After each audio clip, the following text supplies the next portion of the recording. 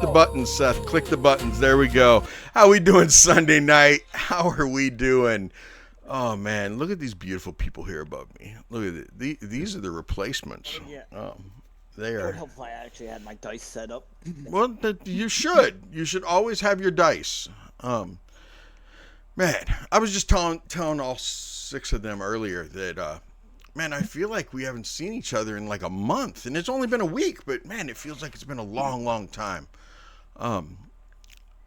Last week was a good week, but it was a busy, full week of playing D&D, and I had yesterday off and enjoyed my Saturday. How was your guys' weekend? How was your week? Mir, how was your week? Busy, but good. Oh, Trey. Okay, good. Trey, go first. Mir, it was good? Okay. I know Trey went on a trail ride. Yep. Gotta be a cowboy again. The man works with horses, all the time. But in his free time, he likes to go on a trail ride. Never have too many horses. That'd be like a construction worker deciding, in his free time for fun, he's going to build a house. They do Like a that. construction worker They having do that. woodworking as a hobby. They pull material from the site that's not being used and will bring it home for their own projects because that stuff isn't accounted for. Yeah. I'm glad you didn't reference like a proctologist or something. Wow.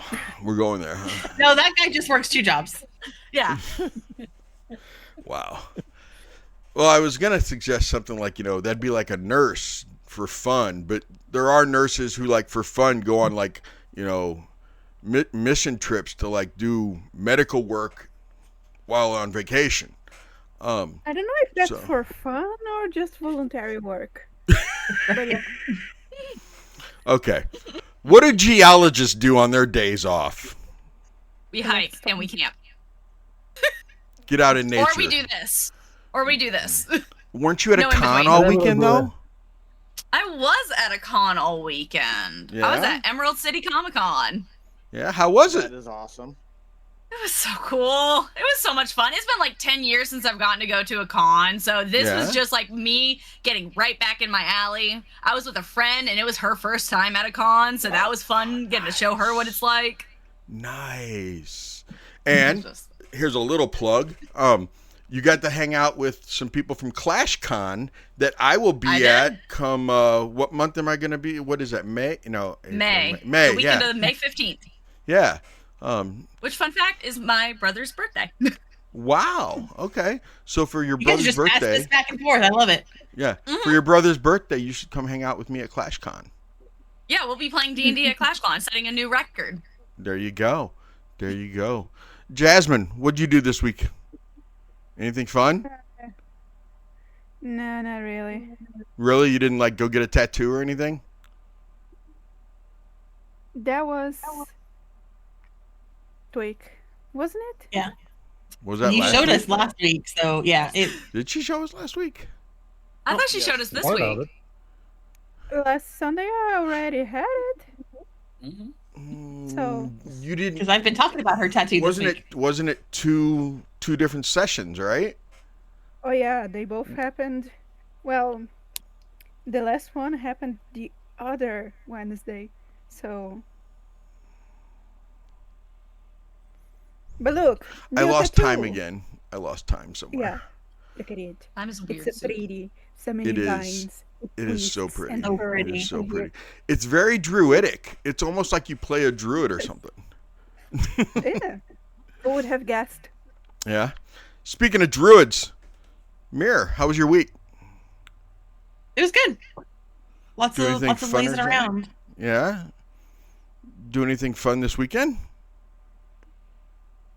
I don't remember much, but I played in a one shot. Not my remembering character much. on Friday. Yeah. My character on Friday in our game got married. My cleric is now Really? married to her beau. Oh. She got married. The ceremony was performed by a solar, which was really cool. Ooh. Sent by her Okay. family.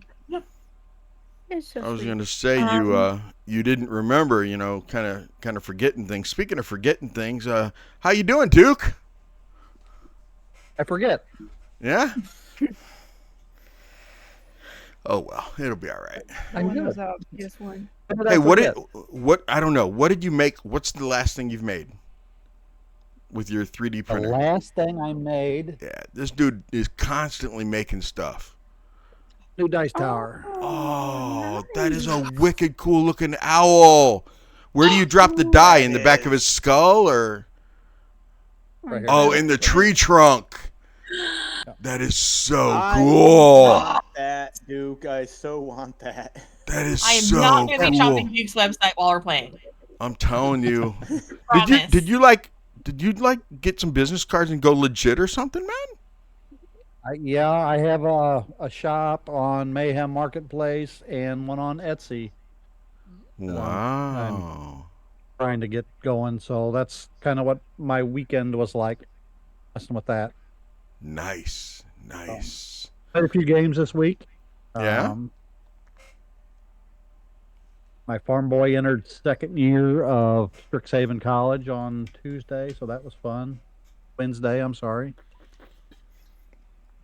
I was gonna say Tuesday you guys killed some Killed some vampire spawn. vampire spawn.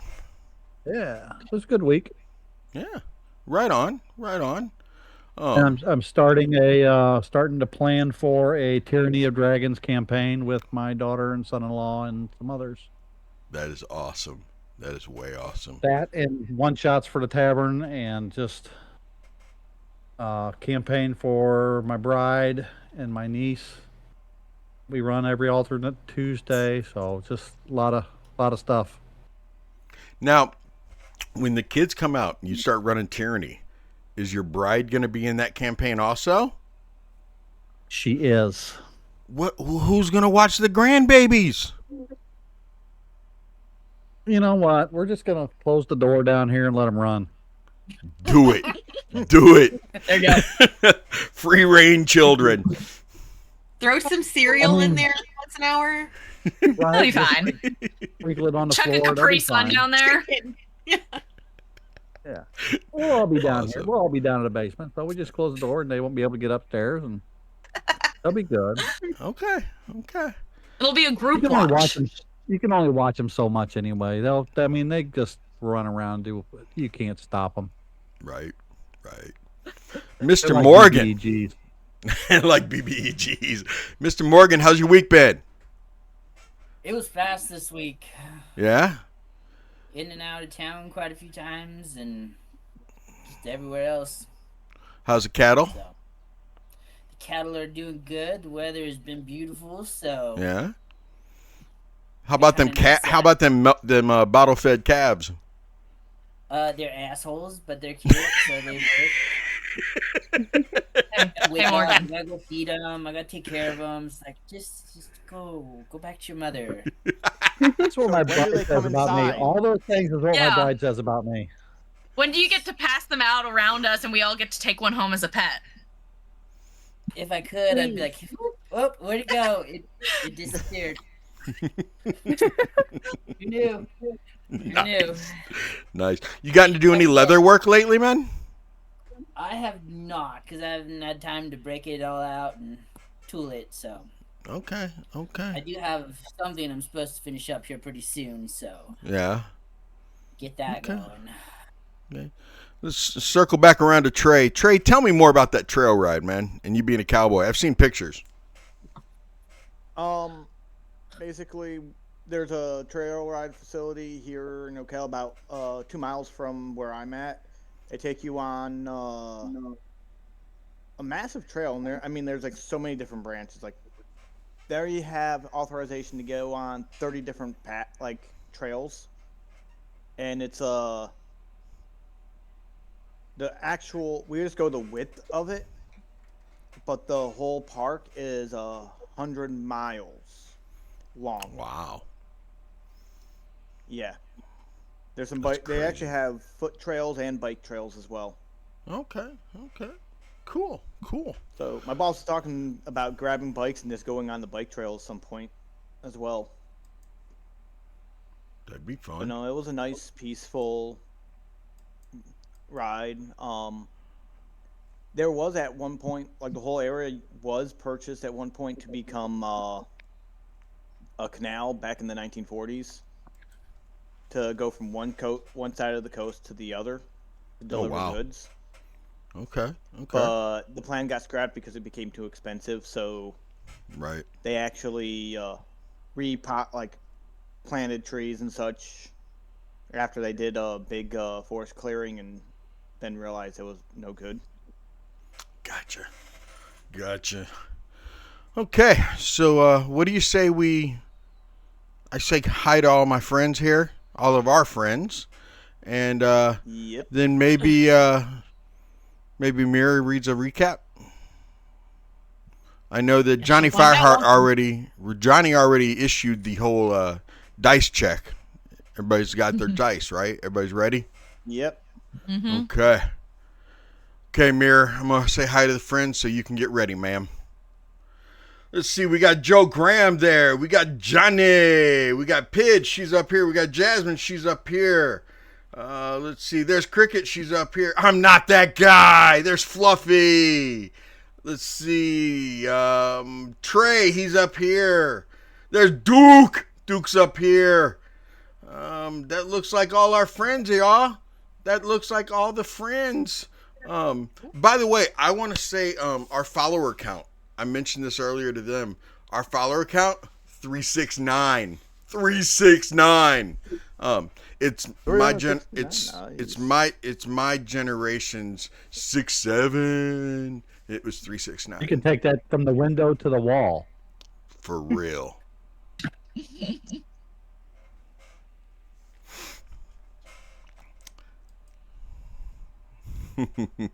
Oh, that is such a specific memory. Yes.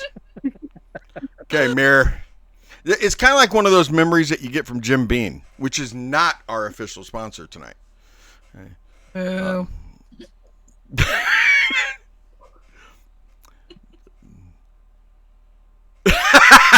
Ready? Oh my god. Hey, there's Before Time. There's Before Time showing up. Showing up just in time. Criticizing me of all people. Yeah. Not true. That's You know, lies and slander. I'm just saying when we go to the homebrew that that Ava Letixia is going to be joining this group here, and since Jim Beam is not the sponsor, she will fit in perfectly. Just saying. My character's name is going to be named Jim Beam.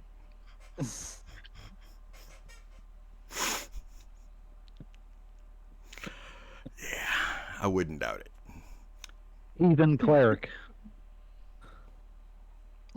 I cannot run 8 people before time. I cannot run 8 people. I'm just saying. It Come on, once, Matt but Mercer Oh can my do it, so gosh. can you. it was a mess. I have run large groups before, and online 7 really is too many. I'd prefer it be 6, but yeah, and you get above 7 people at a table online and it gets crazy. The Halloween special with 12 players, I lost 13. I lost control really quickly.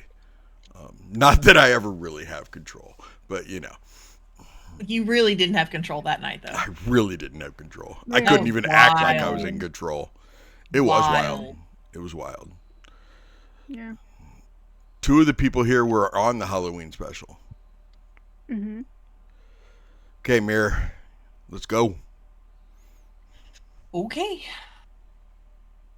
So, the first thing we did last week was take Eilissia to meet Blinsky. And that was just delightful.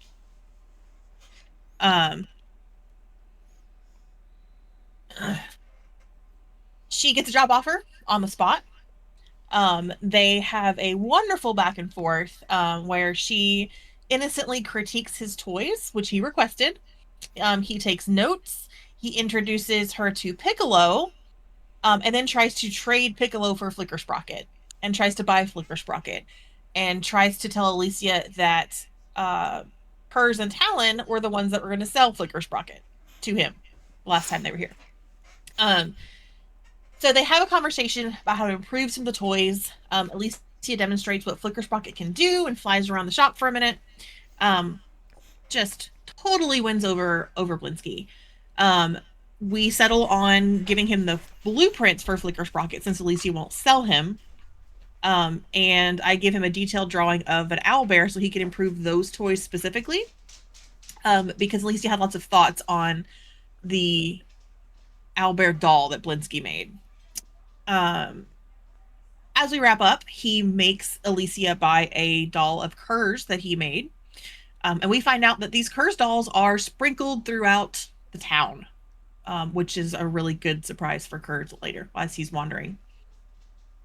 Let's see. We also have a doll of Sheva that he made some of the guards for their kids after those guards brought Sheva into town. I don't think Sheva knows we have a Sheva doll yet, though. Okay. So you might look forward to that tonight. Gwendolyn and Eilissia, when we leave the Blinskys, we buy a couple little things. And Gwendolyn and Eilissia go to the Enchanted Elysium to meet Kalendriel. Tallon goes back to St. Andrew's. The girls meet Belovar when we talk to Kalendriel. Yeah. Thank you. Yes. That just, woo. So while we're at Blinsky's, Kers walks around town, greeting, talking to people. He does go to the orphanage, and he lets them know that there are a lot of people in Kers without children now, and now that it's safe, they will make wonderful parents. Sheva, meanwhile, wants to get the hell out of Vallaki and is at the Blue Water Inn for dinner and drinks. She sees Cook, who is from the Reformation Center, and sits next to him for a little while, reminisces about how about how lucky she is to have had all of her memories restored, and not kind of be mindless and empty like Cook has become now. At the Elysium, Gwen asks for a ring of protection. Belovar asks for a spell focus, and Eilissia asks for enchanted stilts. Kalendriel knows that at the very least, the ring of protection is going to be out of our budget. So we all kind of put in our orders, we talk, we negotiate a little bit, and we end up bartering our services instead of cash. So we pay a little bit of a down payment, and the three of us stay and help Kalendriel complete some magic items and complete some orders that she's been working on. So we get a discount there. Gwen gets her ring of protection. Eilissia actually is given enchanted halfling boots that'll let her levitate, so we don't need stilts anymore.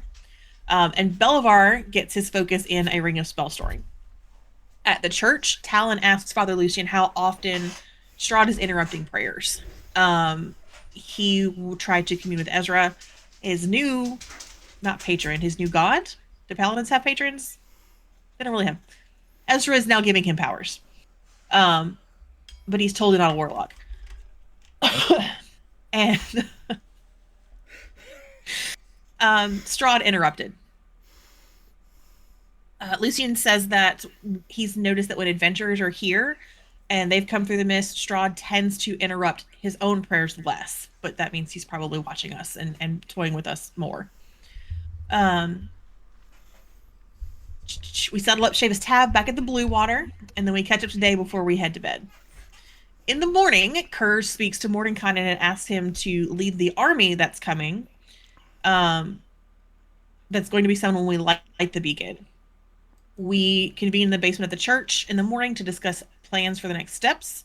We talk about the teleportation circle, maybe using it, trying to find out how to use it, all the details around that.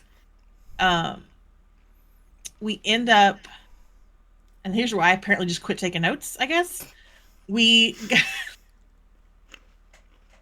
ended at Kasimir's last time, right? Yeah, we ended in Kasimir's. Okay, yeah. So we get some loose plans together, and then we end up going to see Kasimir, where Mordenkainen is. So we discuss the future plans for that. We have chocolate cake again. Kasimir feigns indignation that Kers would imply that his chocolate cake is not the best. Eilissia ends up helping while everybody kind of discusses plans. And I think the plan we landed on was that Mordenkainen is going to use the circle to get all of us in various sizes through into the castle and then follow. And we're going to be in the castle and we're going to start our assault when we start it in there. In that way. Eilissia uses her new levitation boots to serve the chocolate cake. And that's definitely where I stopped taking notes. I think that's the end of the session. And Mordenkainen is going to actually come and attack the castle with us as well. He's going to come through the circle as well.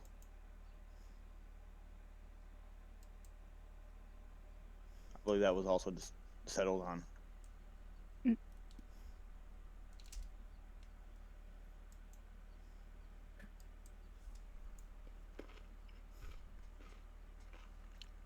Was it?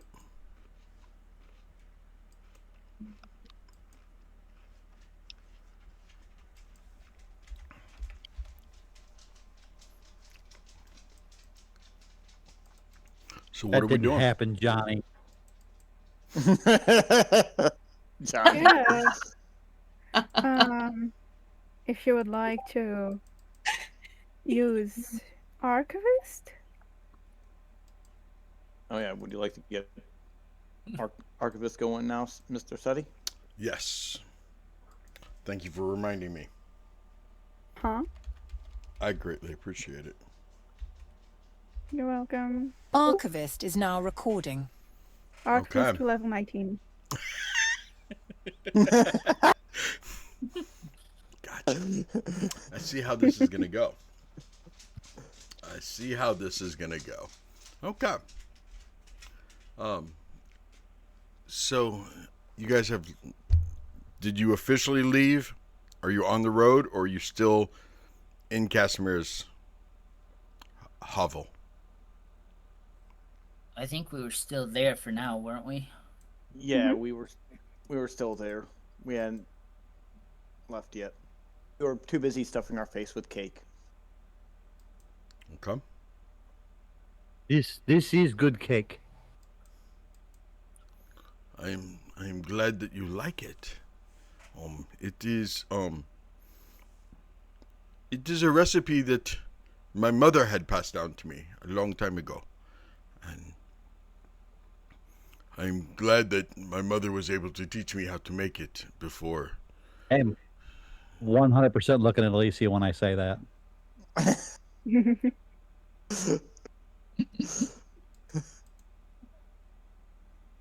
You say it loud enough for both of them to hear. Poor Kasimir. And we just got kicked out. Don't give him ideas. Alicia's got like The does get elves are not gonna help. she's got just a piece of cake in her hand and she'll wink at Kers. It is very good. Kasimir did a good job, didn't he?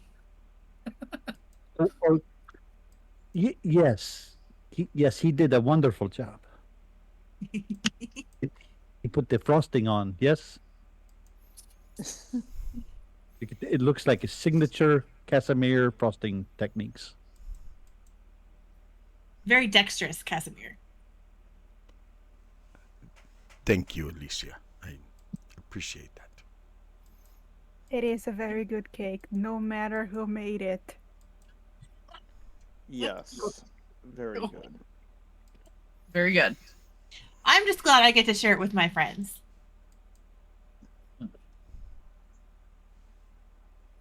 And everybody else. And I'll nudge Kers. I'll elbow him. 18 strength. Kers takes 2 points of bludgeoning damage.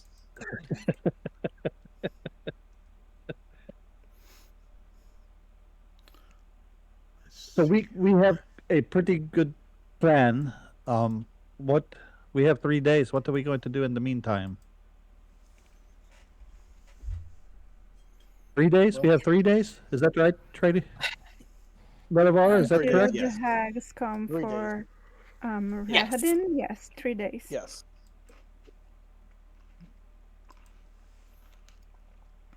Is it 3?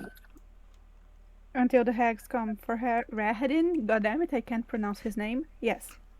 Rahadin. Yeah, it's Rahadin. Rahadin. Right. Rahadin. Yes. Strahd's He's the one butler. that's really angry inside. I don't know why he's so mad all the time.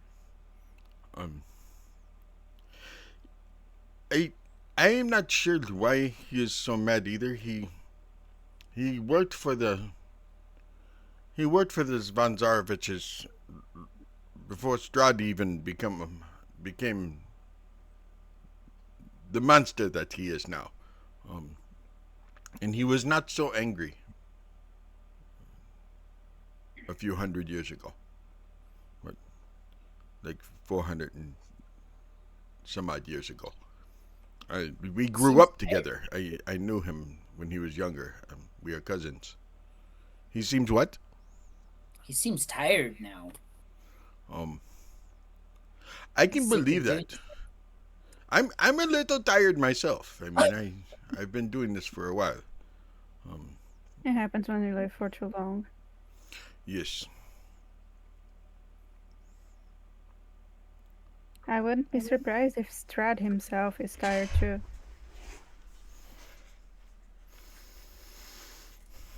I think Strahd's still enjoying being his Piece normal of shit. self. Yeah, he seems to be having fun. Yeah, no, I think he's been called a piece of shit so many times. You need to get a little Creative. deeper. I think he Yes, likes being called a piece of shit. I think so too. Honestly. It's kind of like That his makes little sense. calling card. Like, oops, somebody's calling me.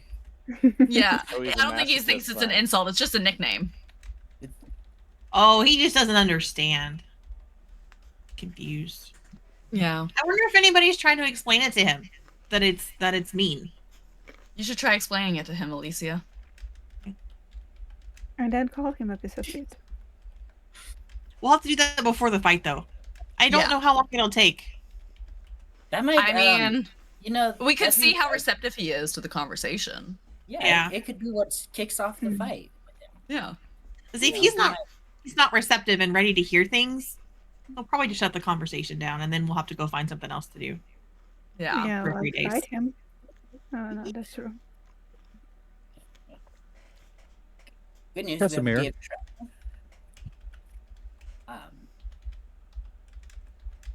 Kasimir's Perhaps- busy doing dishes. Perhaps we should talk to Mordenkainen and see if he can tell us a little more about the heart that we're supposed to go find. Maybe a little, if he happens to know where in the castle we might be searching for this. I believe it's located Here's maybe in an there still, or well. It's above the spiral staircase towards the dungeons. But this thing's like 12 stories high and Towards the dungeons, goddammit. massively wide. I mean, we don't want to, grab the wrong staircase or something. Or the wrong heart that we could go. Want to That make would sure we not get be the right ideal. one. I Oh, that can would only be Yeah, I don't want to That's stab the somebody really else's hard. heart. Yeah. I just only want imagine Strahd. there's one heart beating around there. Why would there be another heart? Why would there be Could one? be a decoy?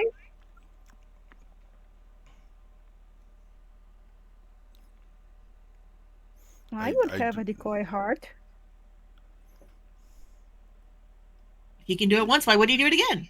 No. I do not know. Mordenkainen kind of nods his head. Eilissia, you bring up a very good point. No.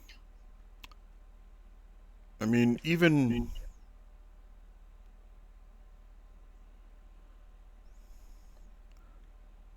liches have a phylactery, but they only have one phylactery. If you're capable of it, why not have multiples? Yeah. Well, I don't know about lavatories, but I always have as many as possible. Phylactery. Not the lavatory. Oh, that's different. You should definitely have more than one lavatory. Yes. Yes, you should. How many do you think Strahd has in his castle? I don't think Strahd. I mean, I don't think he has to use a lavatory, but I don't think he probably added extras afterwards. I mean, think when the castle was built, they probably. I mean, that was a long time. That castle was built over 500 years ago. I don't know if they put. I don't know if they put lavatories in that long ago, but there's no outhouses either. So I know there's a bathhouse, and then there's at least one lavatory on the ground floor. I know that I've heard about that. So what did you say, Kers? Honestly, at this point, I don't even remember. Okay, so we have enough lavatories. What about phylacteries? How many of those do we have? I don't think we have any. Unless not one of us is a lich? Yeah, he's not a lich, Eilissia. Only liches have phylacteries. Then who's a lich? Maybe he's a son of a lich. He's a piece of a lich, though, because the elder's coming, right? Yes, the elders. I just realized something that you brought up a very good point there, Tallon. If Elder Strahd, okay, we've discussed it. To kill Strahd, we have to stake him in his coffin, right? And his heart, the heart that he has hanging in spiral staircase, it must also be taken out, and then he must be staked in his coffin, right? When Elder Strahd gets here, it will not be his coffin. It will not be his heart. If he is not followed back to wherever he goes once he is killed, this could all be for naught. Aw, is he gonna go back to Bloodspar? Oh, wrong character. Never mind. Just kidding. At least he does not know about that domain. If that's even a thing. If that's where would right. he, that would be where weird. would his home domain be?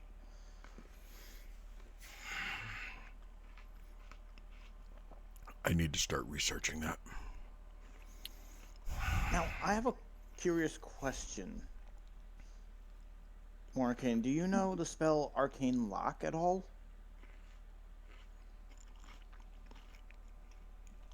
I knew it. I would need to write it down just to make sure I have the formula correct. Why?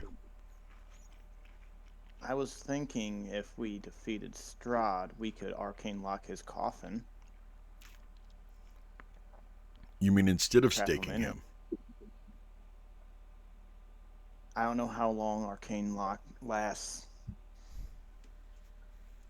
Well, I was thinking staking him, but just to make sure, just lock the coffin as well. Would he be able to regenerate into the coffin if it's locked? Arcane with magic? Once he is staked, he will not be able to regenerate. No, I was referring if we lock the coffin. Slowly the stake works its way out. I like the idea of the arcane lock, because then we could make sure the stake stays in its place so that it isn't slowly worked out. Well, that's easy. You just gotta split it at the top. What if we also just set it up so the stake, like when he regenerated into the coffin, the stake would immediately be puncturing through him, like have it already in the coffin? Yeah, that's so. one of the. What about we make a stake out of an immovable rod?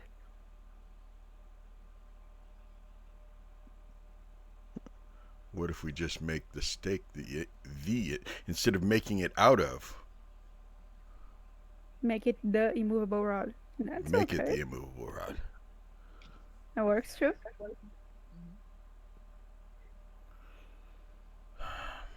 I need an enchantress. There's We one know in one. Vallaki.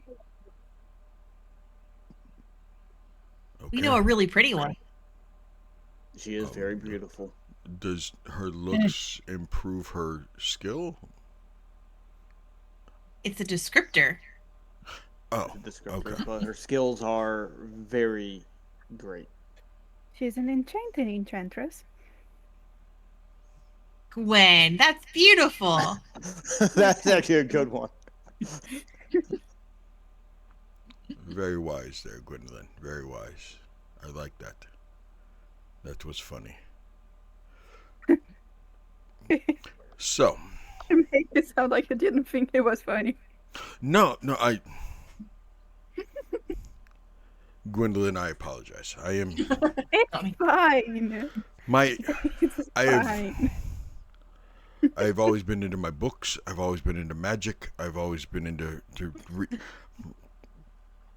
I don't tend to laugh much. I don't tend to.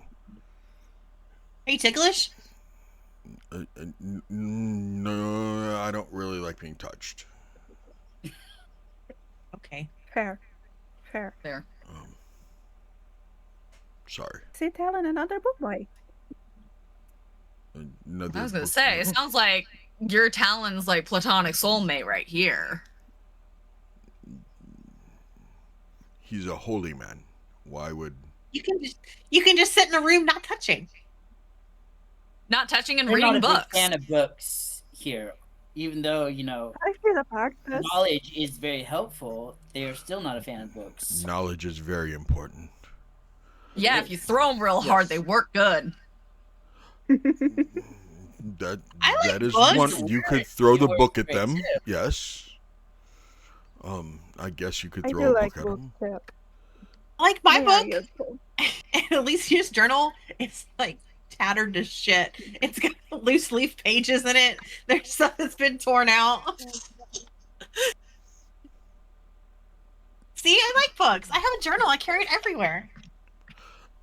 Talon, There's a Yes. spirit for his book now.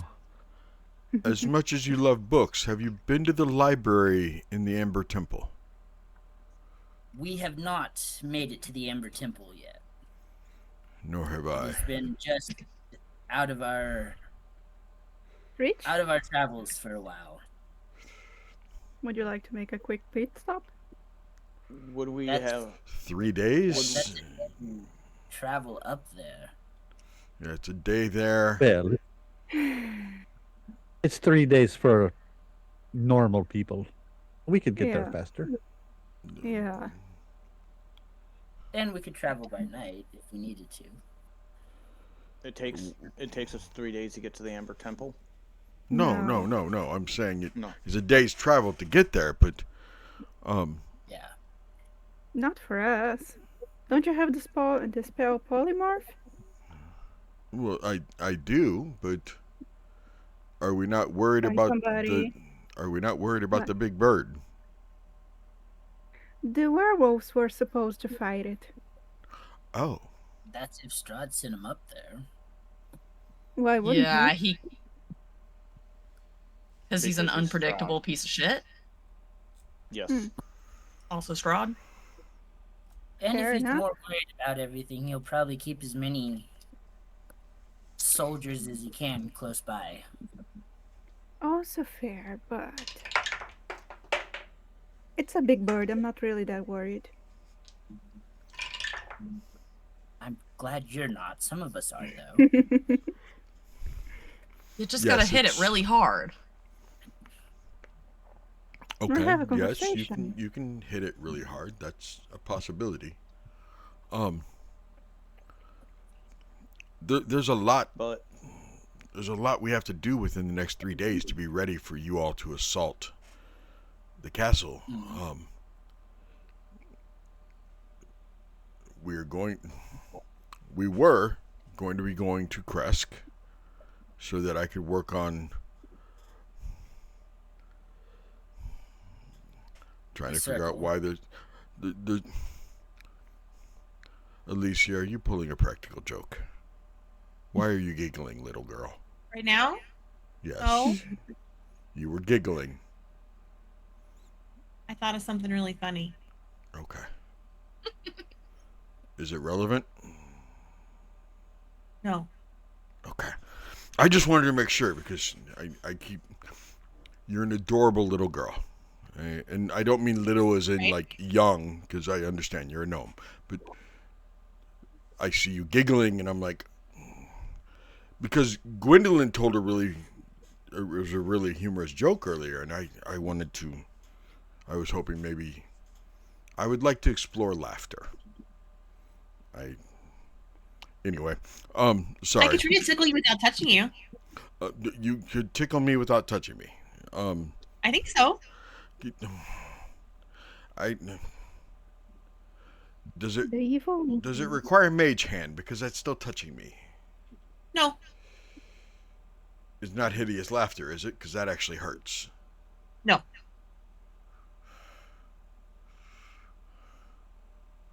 I'm a little inquisitive now. I think I want to know. How could you... Well, when you're ready, just let me know. You're talking big, serious plans. So you let me know. I think there's... Okay. They're serious. Okay. Well, look at yours. I did say they were serious, right? Yeah, you did. Okay. You did. Okay. I'm just gonna sit next to Kers and be quiet. And like I go back to like working on one of the little clockwork things that I can make with prestidigitation. Okay. So we can't go to the Ember Temple in time because we have other tasks to do. Okay. Well, I mean, Do you want? I don't know. Do you think we can pull it off? I don't know if we can pull off the... If we're talking about time, of course we can pull it off. Is a day trip there, and then how far is it from? Not for druids who can turn into flying birds. Yes. We are right here. Ember But Temple. what about getting up from here.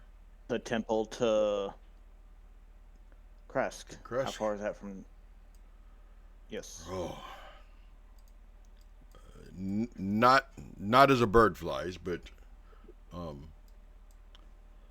by road to get to the Amber Temple from Kresk. Where is the Amber Temple on the mountain? That's another day. On the map? The Amber Temple is up here. And it's another day to get from Kresk to the Amber Temple. Again, Eilissia and Gwendolyn could change into large birds. I could polymorph into a large bird. We would be taken care of. But we would not have your wagon. That's true. We would have to leave the owlbears as well. Mm-hmm. So, I think we have to scratch the Amber Temple idea till after we're done with this all of this. But if we take out Strahd somewhere else before the end of our days here, the 9 days we have left, nobody will be coming through the Amber Temple. The Elder will just be here. Yes. Somewhere. Yeah. So if we're gonna do this soon in 3 days, when Rahadin is busy, then It's not that. right. Yeah. Yeah, it's not a... It'd be nice to go to and just see the library, but at the same time, since we have other priorities. Since the Elder Strahd shows up at the Amber Temple. If the Lesser Strahd isn't dead. Yes. If we kill the Lesser Strahd, We have roughly the turn of a day glass.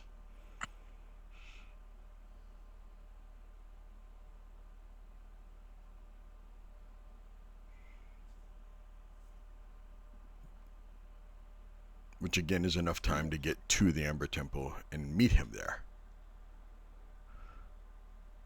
But Truthfully, I think the Ember Temple would just be a safe place to hide if we severely screw up trying to kill him. Which one? The lesser. Yes. The lesser. He will avoid the Ember Temple as if it was plagued. If that's where the Elder is going to show up. What do we do with the Elder? I don't know, but it bought a few days. If we severely screw up on the lesser Strahd. Yeah, I think we should. If we screw up on the lesser, Mm-hmm. then we will have roughly 6 days before the greater shows up, no matter what. Yes. But I'd say let's head back to Vallaki so Mordenkainen can talk to Kale. The enchanting enchantress. Oh, what is her name? Kalendriel. Kalendriel. Kale. Okay. The enchanting enchantress. Have you told her that? At the Enchanted Elysium. I haven't It's no. called the Enchanted Elysium. The Enchanted Elysium, and you're going with Eilissia. That's a whole lot of Alliteration. The sugar are the best. And after that, we should make our way to Kresk. So she is an After that. enchanting enchanter named Kalendriel. That's very elfin.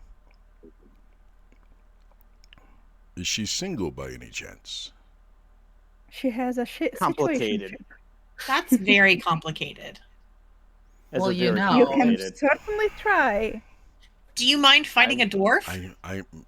Hurts. Or at least well, something to unwind? I am not a fighter. I am a reader. The- I'm not good with women The or dwarf men. has Well, I'm not good with. provenly flirted I with mean- other people, so Yeah, Yesmith wasn't good with women either. He can't be, and he still got Kale. Would you get mad if she saved your life? Oh God, no. All right, that already You're sounds doing like a better- better you're already situation doing better then. than Yesmith. There we go. Oh. Oh, so they were a couple, and they are not They were. together because she saved his life, and he got mad because he's a he's dwarf, an and they're idiot. Furious about it. Absolutely fucking stupid. dwarves are. I mean, he didn't get to die in battle and go to the beautiful place up there, so... Yeah, Instead- because his partner saved his life. yeah.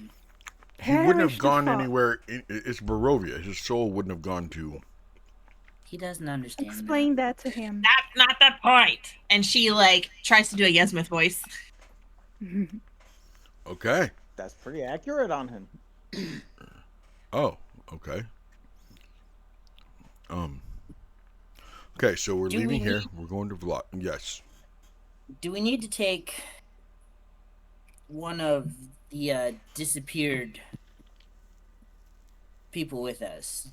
Like the beat. Oh, What? We got that covered. No, we are Aren't sending. Joe and Tobias we're going to sending- do that? Yeah, Tobias, we're sending okay. Joe and Savid. Do they Alright, know this perfect. yet? Do Joe and Savid know this yet, or is that one thing we have to No, do we're- in Kresk while we're there? That's one of the kinda things going we to have to do Kresk, in right? Kresk. Okay. Yeah. And to get from Kresk to Argynvost. Oh, that's only a 3.5 hour trip by wagon, Yeah. so that is fine. Okay. Alright, to Vallaki. To Vallaki. Kasimir. Yes. Yes. How can I help you? Number one, this cake is very good. I thank you very much for it. You have been, I don't want to sound rude about this, you have been here for a long time, yes? Yes, I've been here my whole life. I mean, I'm a little over 600 years old. Is there anything that others have done that we have not? Are we missing anything? Certainly you have seen other groups do Yes. different things than we have done. Yes. So you are doing a lot of the same type of things others have done. I'll tell you now though. There was he has been staked before. And we thought, oh yeah, here comes the sun. But just as it was discussed, the stake would work its way out. But Miss Gwendolyn, she has suggested a very wise thing, and that is the immovable rod. And then of course Mordenkainen, as brilliant as he is, and I remember when I was the smartest wizard here. Seems like I'm second best at everything. So when he came up with the immovable rod, like making the stake the immovable rod. So that is brilliant. That way he will be staked, and he will stay staked, and he will stay dead forever. Forever. Forever, ever. Would more than one stake help? Just to hold them in place, like a butterfly on the, when you put them on the wall. What? I don't know, but the immovable rod, it would stay there, because immovable rods, when you do the immovable, it doesn't move. All the other stakes have slowly been worked out. It just right. Eilissia, have you ever gotten a splinter? Yes, and your body can push it out. But how strong is Strahd? Because technically, if you're strong enough, you can move an immovable rod. Oh, that is a good point. But isn't it that he is dead while a stake is in, while he's staked? So if yes, it doesn't get to make its way out, it doesn't get to come back to consciousness. It was many years after he got staked. It was many years. We did have sunshine. We had sun for a little while. It was a couple hundred years ago. We had sun for a little while. We saw it. It was nice. I liked it. But it did not last. There we were, all enjoying our beautiful sunny day, and all of a sudden the clouds came in. We just thought that it was a storm because we are used to storms, right? It's Barovia. We were used to storms. And all of a sudden the clouds came in, and it was the same thing it had always been. The fog rolled in shortly after the storms, and then we all felt it. And it was no longer sunny, and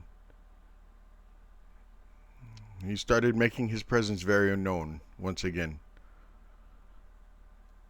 I like the idea of a butterfly stake, kind of like a wedge when you wedge a tree, or when you put the wedge in an axe. When you make an axe, you put the wedge in it. But I do believe that when you make an axe, and you put the head of the axe onto the handle, you put the little wedge in there too. Yeah. Yes. I was thinking that, like when you said a butterfly, I was thinking like wedging, like it would wedge the stake in there. No, like when you pin a butterfly for display, you spread them out and you put pins in all the extremities and the corners to hold them in place. Oh. But he's inside his coffin. So? He's been staked inside his coffin. Are you talking about like laying him open, like filleting him, and then putting him Would on that help? display like a butterfly. Like, Ew. No, Kasimir. I am not So understanding. he's laying. Draw me a So he's picture. laying in his coffin. Yes. Okay, I will. I think And I'm I also think going to it's draw you about- a picture of the stake that I think you should use. Because does it keep him dead if it's metal? Does it have to be a wooden stake to keep him dead? Yes, it has to be. It has to be wooden. So the immovable rod won't work anyway. No. That's why Mordenkainen said he was going to go to the pretty lady in Vallaki. That they're going to take a wooden stake and enchant it to make it an immovable stake, immovable wooden stake. Does any Okay. of this matter if we kill the elder, though? We might need the immovable stake for the elder, because otherwise, Mordenkainen has to figure out how to get you guys to his realm. Or else But once the lesser's dead, he's coming into this realm. And we are gonna kill the lesser. Yes. No, it wasn't a I- question. It wasn't. Okay. Yes, it was We a are going statement. to- Sorry. We are going to kill the lesser. It was. Yes. And then the elder shows up. Yes. And then we kill the elder too. When you kill the elder, not if. When you kill the elder, right? So what happens when you kill Strahd? When you kill Strahd, he like turns to the mist, right? And he goes, and he flies away, right? As a Like a mist. coward. Okay. Or like he's dead. But coward works too. He flies away, and when he flies away to his coffin, but his coffin is not here. He will have to fly away to whatever realm he came from, whatever reality he came from, won't he? So we'll still have Above to get him table. Above table. I thought that once the lesser died, the elder came through. The lesser's castle became the elder's castle. Yeah. So Yes, it does. But he's been Yeah, jumping from so- one to another. This is also Kasimir and Mordenkainen assuming things, because no one has ever fought the elder, so they're assuming things based on the lesser. okay. Okay, but does ownership equal a place of rest? Like, what if Strahd also owns the tower at Lake Baratok and, St. Andrew's Church? Doesn't mean he's can be killed there. Technically, he owns all the realms, though. Hmm. Right, but you still have to stake him in his coffin. So just because Elder owns this estate doesn't mean his coffin is here. Follow the mist Is- when he dies, then. Mm. See where it goes to, and then try to follow Take it along there. if we can. But I have an idea for staking him. Are we back We know under the roughly where table? the heart is on a.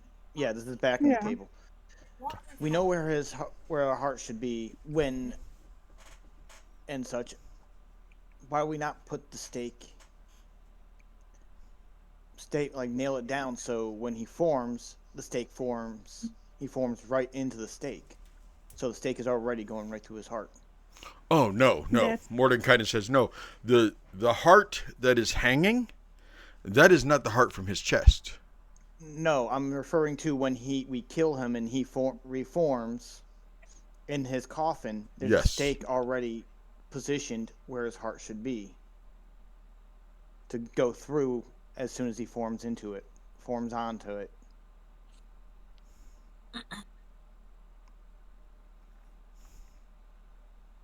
How much control does he have as a mist?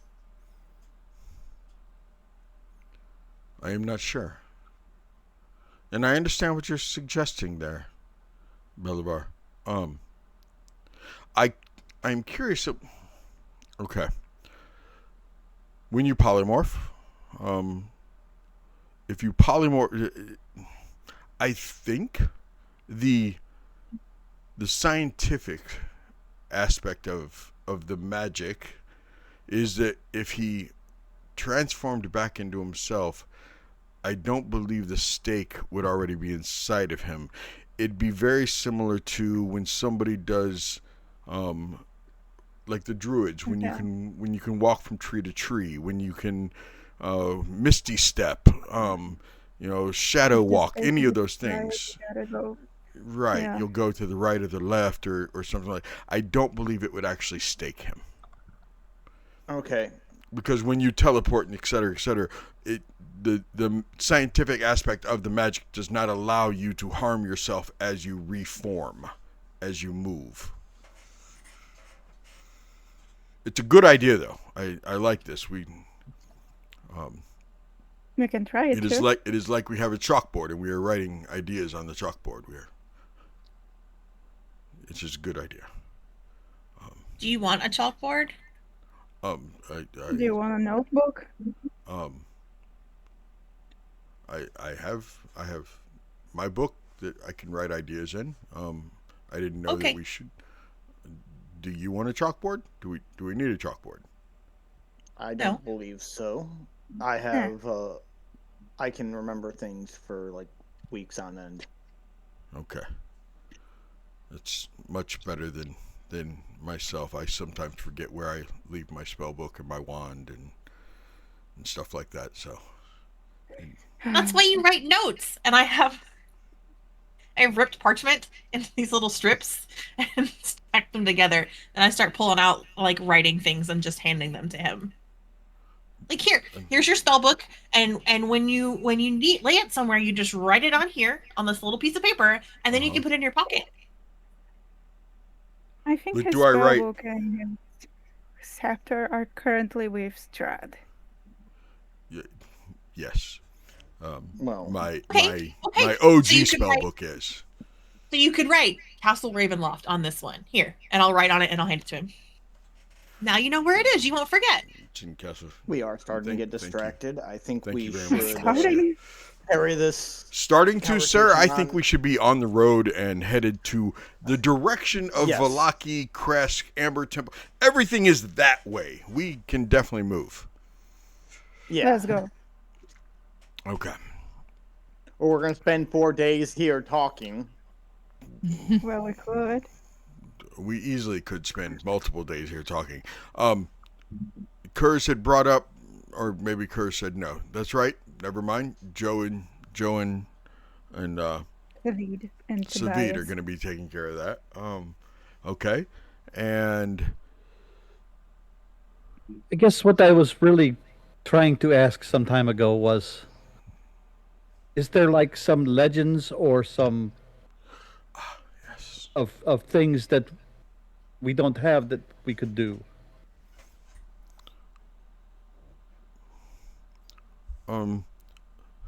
It is a little weird, Kasimir says, because no one's ever had to face like an elder Strahd, lesser Strahd type of situation, like greater lesser. I'm not worried about that. I'm trying to find the next thing.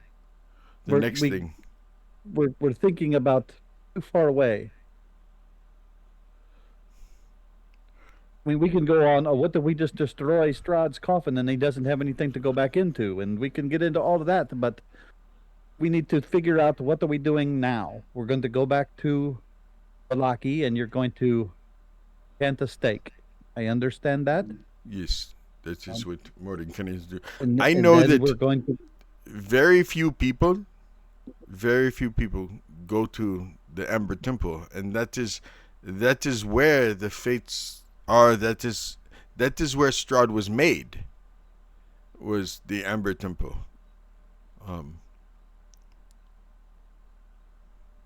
I don't know if that would help. My personal opinion, you are solid. You're good. You're a good, strong unit. You have done many things. There's no like magic rod beating weapons or there's no like. You have the sun sword, right? I don't. The what? The sun sword. The sun sword. You have the sun sword. What's that? No. Oh, it is the sun sword. It is a sword that it looks just like a hilt. It's just a hilt, and then either maybe the button, maybe command word, and all of a sudden it lights up, and it's like a light, Like almost like lightsaber. a saber, but it's like a sun sword, and it flames, and it's holy, radiant, flaming. You don't have it? Never heard about it. I've never heard of it. Oh, Not that I'm aware of. Tallon? Yeah, where would that be, Kasimir?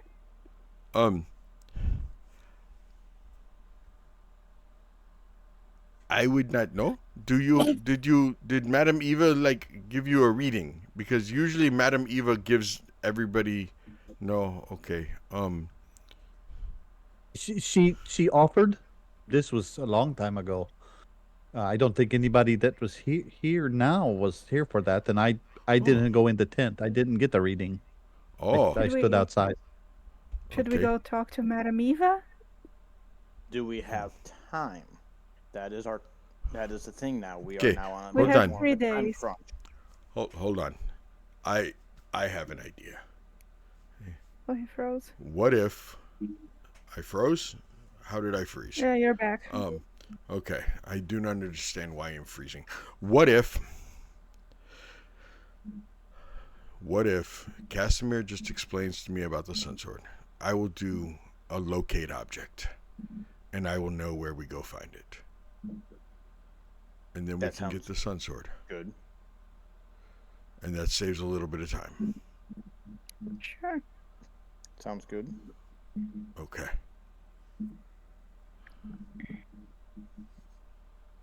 Are we in the wagon yet? Are we going? We can get into the wagon Okay. and go. And Kasimir is staying here to lead the army, right, Kers? Yes. Okay. You know what? Things move fast. That's the plan right now. Okay.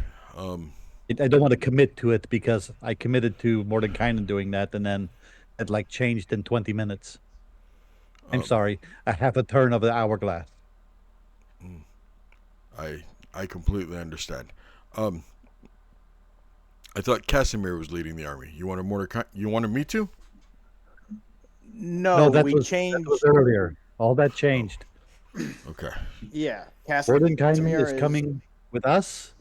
Kasimir is Staying leading the here. army as Leading the of army. right now. Okay. Subject to change. Subject to change. Okay. I'm ready to go. I'm ready to go meet the enchanting enchantress to make an item that is a removable stake. I'm looking forward to this. This is going to be good. Okay.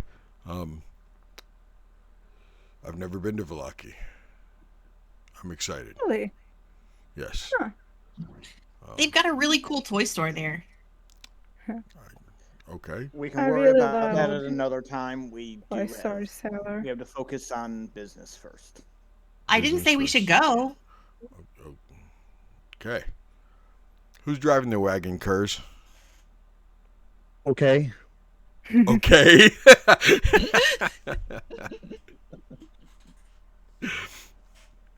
Okay. And Sheva, is there something that you want to do instead of going into town? I mean, we got to do what we got to do. I can always stay with the owlbears if we don't want to bring them in. I don't want to make you do that. I'm trying to be aware of your situations. I appreciate it, but I feel like the sooner we're in and out, the better. I say we go, get it done, and then the sooner it's done, the sooner I don't have to worry about Vallaki ever again, therefore. Fair enough. okay.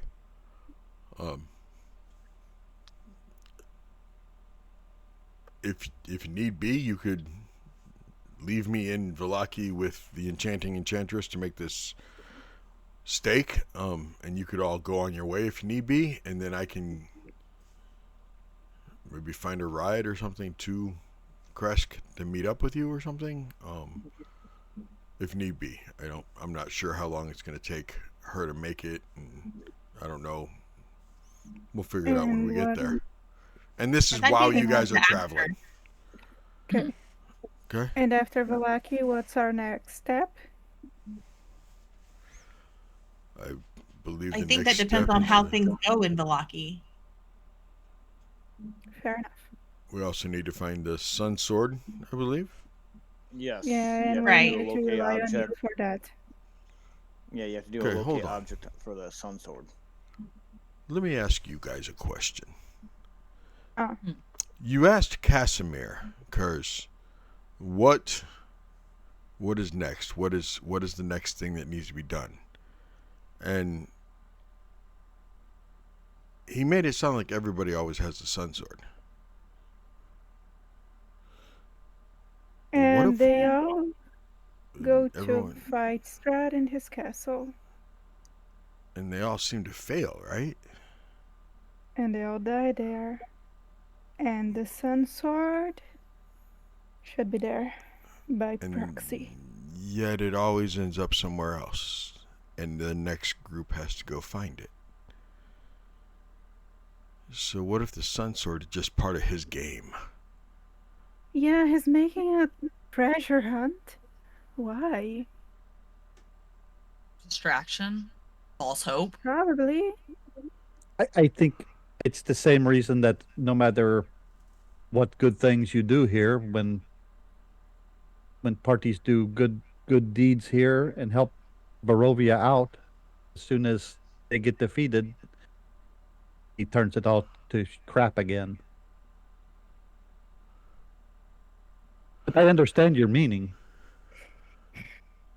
Yeah. It could be what they call back in Payit a red herring. Those are good. I like those. Have you ever had red herring? Oh, very much, yes. Yes, it is good. So my question is, do you all want to go after this sun sword, or do you just want to spend time getting ready? Because the other thing I thought of, Kers, as we were sitting here riding along, what if finding that sun sword tells him, alerts him? Because from what I hear, that sun sword was his little brother's original sword. So if he knows where it is, he can track you, and he would know you have found the sun sword and you're coming for him. Listen, we have his little brother's head in a bag. Oh. Okay. It's not like he can't just hear us while we're walking. I fail to see what's the issue. I'm just wondering if it's worth getting the sun sword. I'm just curious. I mean, I don't know either. I'm just we have no direction right now for the next couple of days. I was just making sure there was any loose ends that needed tied up or anything like that. That was the reasoning for my questions. Okay. I'm certainly not suggesting we do anything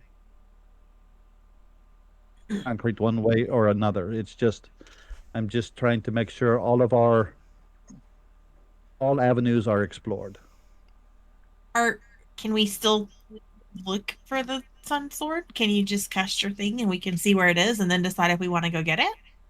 Yeah. I'm gonna go ahead and meditate for a little while and concentrate on this item, and we'll see where we get from there. Sure. What are the rest of you doing as you're riding in the wagon? Belovar is going to continue trying to toy with the converting some of his spells into elements, again using cantrips. Come. Sheva? Sheva's kind of Sheva's hanging out with one of the owlbears, just like sitting next to one of them. Okay. Right now. Kind of watching it. Okay.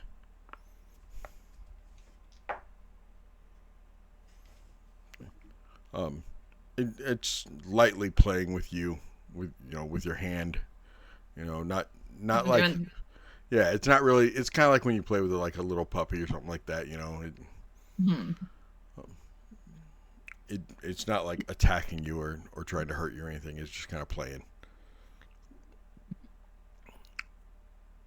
And Gwendolyn, what are you doing? I was gonna be trying to help train the owlbears because Okay. I assumed, but Okay. maybe just druid crafting little flowers and Okay. putting them on the owlbears' heads because yes. Okay. Eilissia, what are you doing in the wagon? I am sitting up front next to Kers. So it doesn't sound like there's like much conversation going, right? It sounds like they're playing with the owlbears. Okay. The window to the back of the wagon, because it's a box wagon with the ballista on top of it and everything. But it sounds like the conversation is kind of died down a little bit, so that Mordenkainen can concentrate. Okay. I will have the meditation book out, and I'm going to be reading through it, and then every once in a while I'll make like the warm sunshine temperature on Kers' face, or I'll make the hair ruffle Gwendolyn's hair, or I'll make like the smell of strawberries for Sheva with prestidigitation. As I'm just reading and kind of like mindlessly, idly doing just little things. Kers?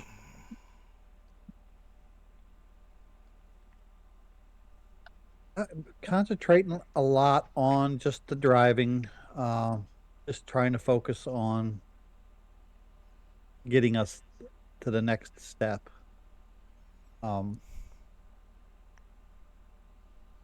Whenever I feel that warmth on my face, my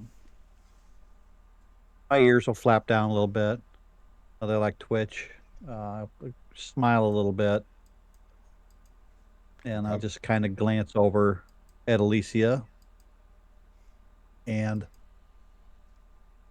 start to ponder about where she got that hat from, because that's kind of new. I didn't always have that, but I don't say anything yet. Just thinking about it.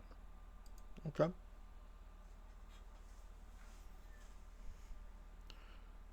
Tallon? And I might at some point pull the old Do the yawn around her. Yeah, no, she'll like lean in and snuggle and read the book. Okay. If it I happens. kind of glance down every once in a while and see what part of it she's reading, but that is one of my favorites. Yeah. Yes, it's this is where it talks more about everything being in balance, and there is no light without dark, and no good without bad, and a lot of that I didn't really understand until I got here. Yeah. But it all kind of started to make a lot of sense since then. Interesting.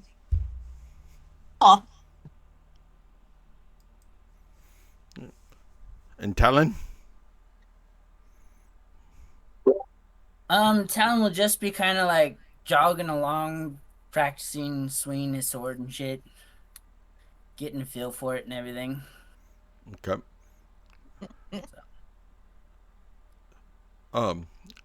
Gwendolyn, you can have advantage on training of the owlbears, as Sheva is assisting you on that.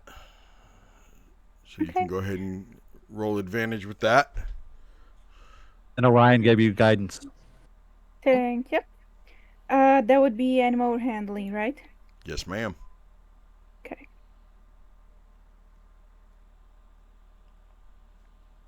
Oh, that's fucking nice.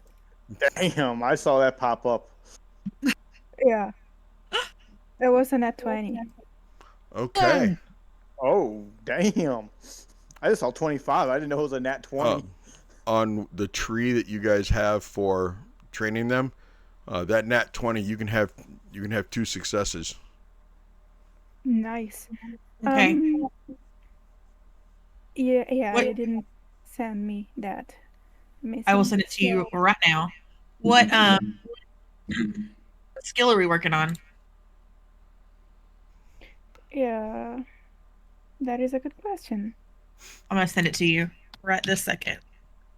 Yeah, because you said the last one wasn't like right, and then That's why I didn't. Yeah. The way the file was, you couldn't read it. Okay. So I had to finagle it. But we'll talk. We'll message back and forth about it. Okay. Mhm. So you will get 2 successes on that. Sheva, as you're messing with the owlbears, you do see over in the corner of the wagon, sticking out of one of the bags,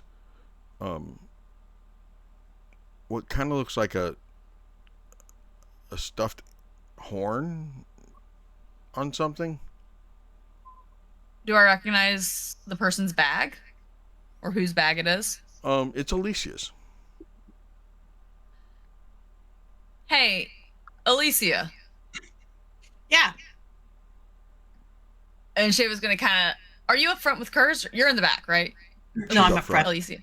You're up front? Okay. What do you got in your bag there? Oh, I have all kinds of stuff. Do you need something?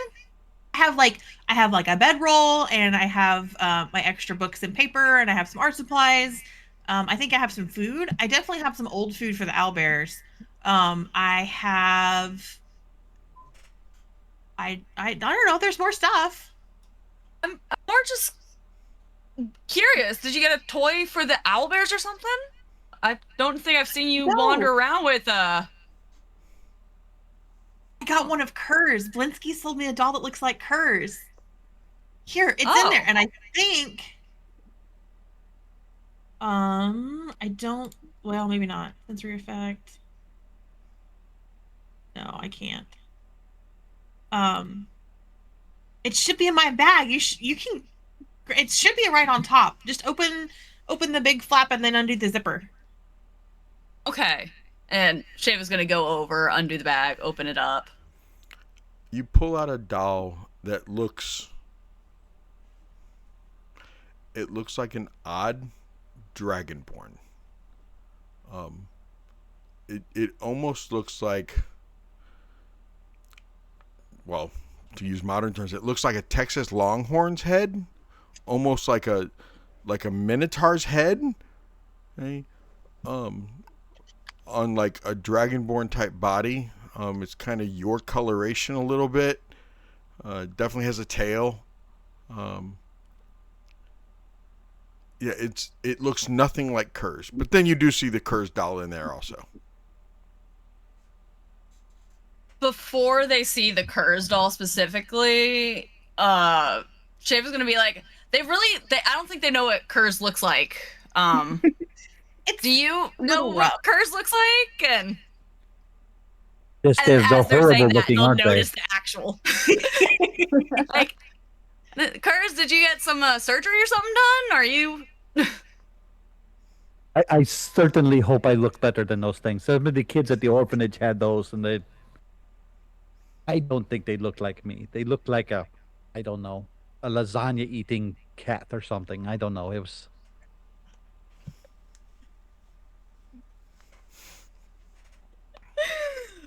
I feel like I read something about that once. It was like pictures in a far field, maybe.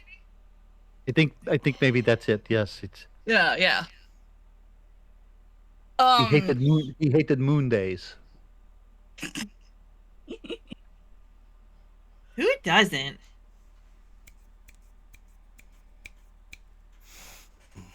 What's this other one you have in here, Eilissia? Oh, that one. That one's you.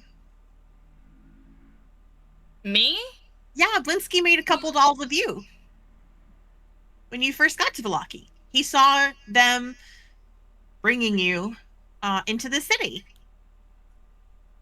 And so he made those to sell to the guards that brought you here because their kids wanted dolls.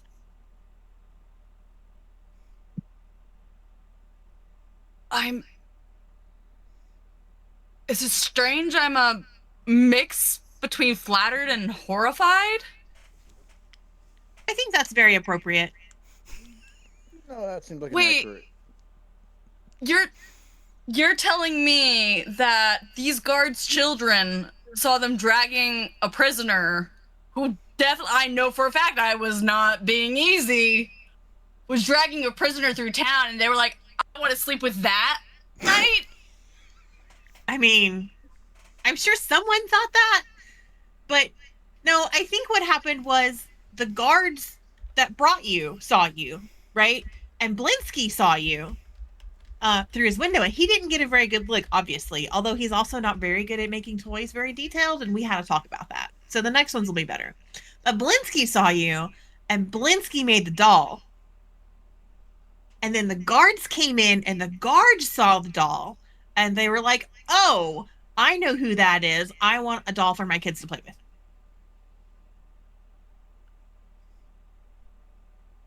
I maintain my previous statement. Both incredibly flattered and vaguely horrified.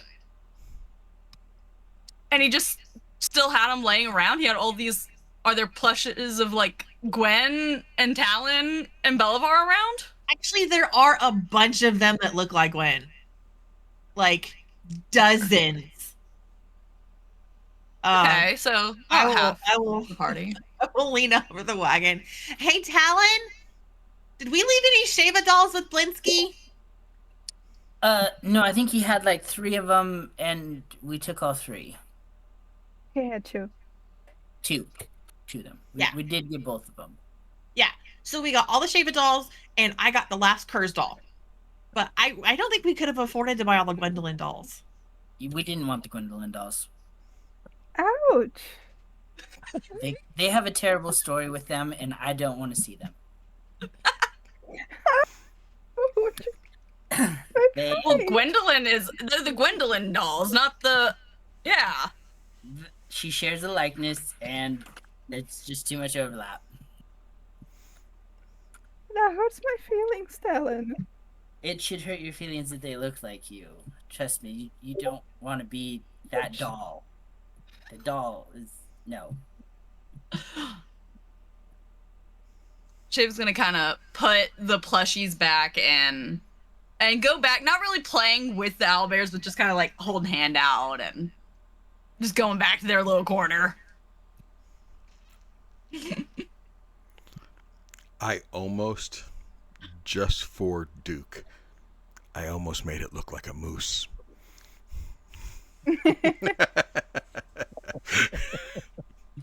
So we're gonna have Bullwinkle.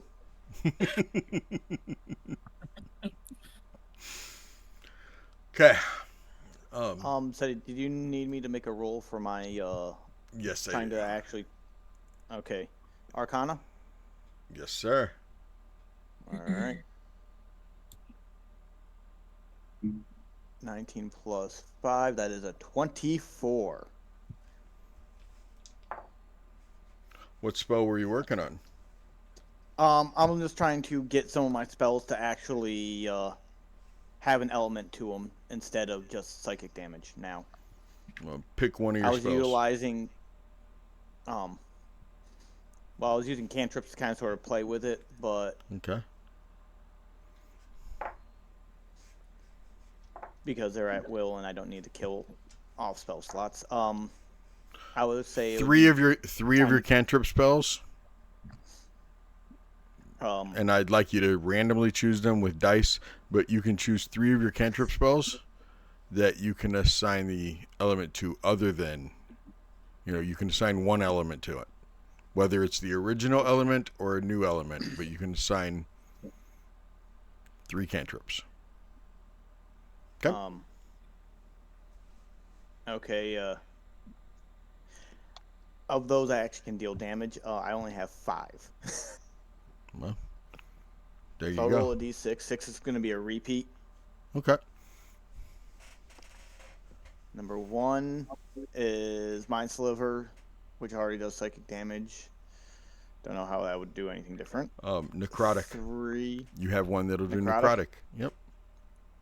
Alright. So you All right, could number actually 3 choose. is Frostbite, which will gain its actual Yep, it'll gain its frost actual. damage. Now, come on, I want 2. I got it. Yes. Firebolt. Okay, you get the original fire. Okay. Okay, those are your 3. No. Awesome.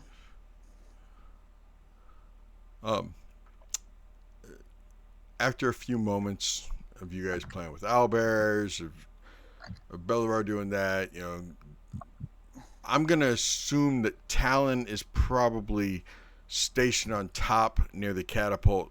That way where you're swinging your sword, you're not swinging it into people, accidentally hitting things.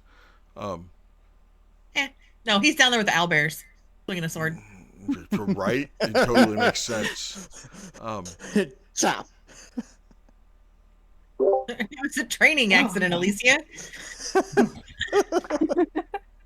All 3 of them, I one shot. absolutely just If it fine. happens. All of a sudden, Watch it's her one one shot shot. Tallon too. Right. I'm looking up the exact spell, locate object, Yeah. just to make sure that. I'll be interested to see if this works. Yeah. Mm-hmm. Okay, let's say you guys are right here, around that area. Uh-huh. This being south, this being west. Okay. He explains to you that from there it is in the south. He goes, it's that general direction towards the southwest.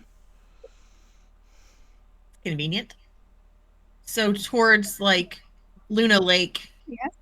Yesterhill-ish, that direction. Yes, this general direction. We'll do the walking. This general direction. Well, that's the wrong place. Why is it grabbing like that? Anyway, yeah, that general direction. Okay. Do you know how far away it is? Definitely more than 1,000 feet. I know that. That's a good place to start when you're searching a country. Look, Yeah. locate object it's not a science until you get really close. I mean, it gives me a general direction until I get real close. And as I get close, I can pinpoint. I mean, once we're within 1,000 feet of it, I'll be able to tell you exactly where it is.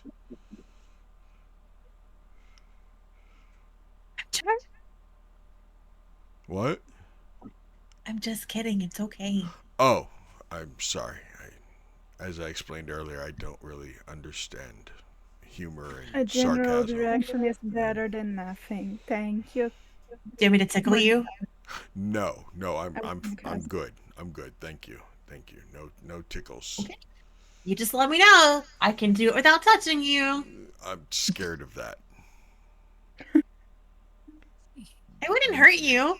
I know, but you said it doesn't involve mage hand, and now I'm curious, It but I'm doesn't. scared. How would you tickle me without mage hand and without touching me? I'll give you a hint. Nigel, get him. Already.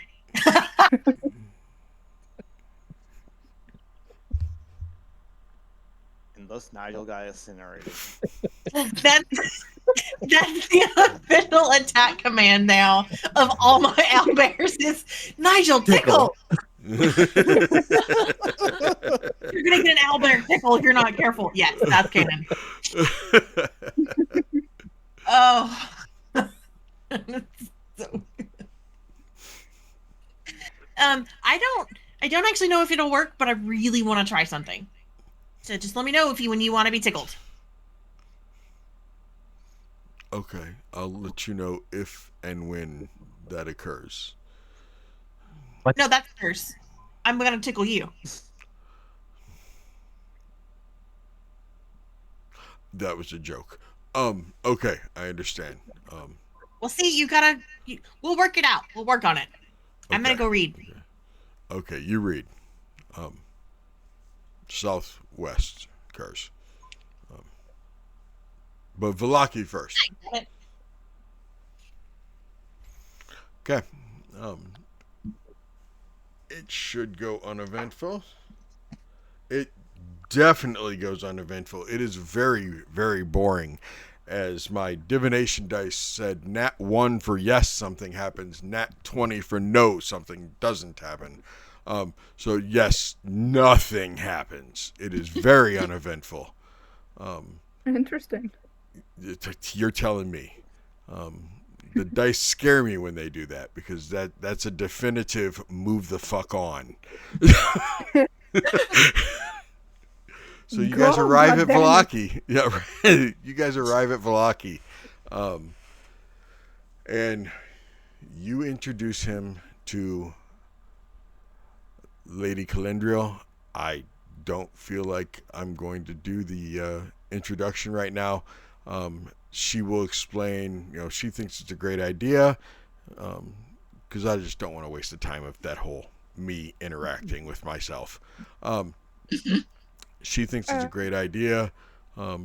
They believe that between the two of them, within a couple hours, maybe overnight, they could definitely have this immovable stake created. And that's kind of like Southwest, within a few hours to tomorrow morning, we could definitely have it. It'd be like I offered 6, 7. Like 6, 7. Would extra magic help speed it along faster? Always. I offered the rod Kers gave me if it would help at all. The one of the roses.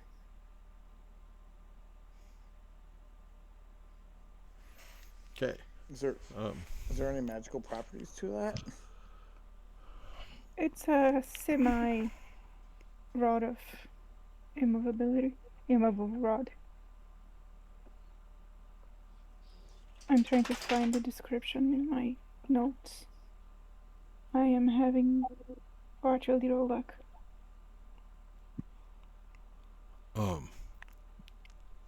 There we go. So I mentioned how I needed an enchanter, and you guys basically just created one for me. You don't happen to have an artificer in your back pocket, do you? Maybe in a backpack Not or in something? our Do you have back an pocket, but in No, he's in Kresk. Or he was. He might still be in Kresk. We do not know if he decided to go run This is off and amazing. chase his baby mama. This is amazing.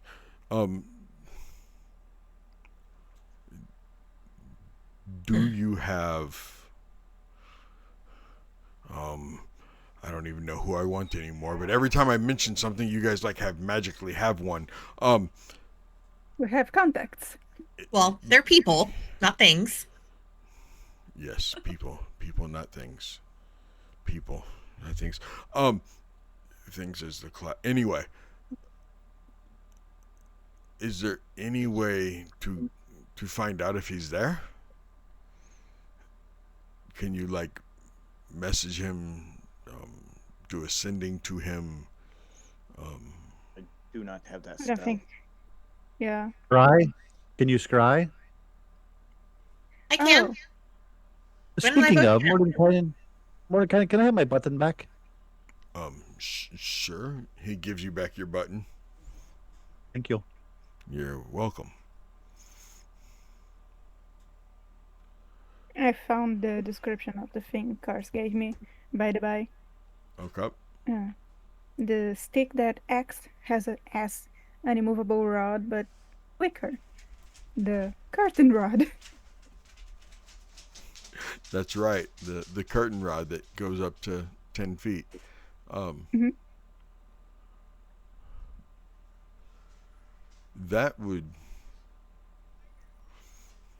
if we used that, when it extended, it would extend through his chest to the bottom of And the then- coffin, to the top and of the into the- coffin. Well, I And mean, then you'd make have to, it you'd have to have immovable. you'd have to have the coffin. Closed.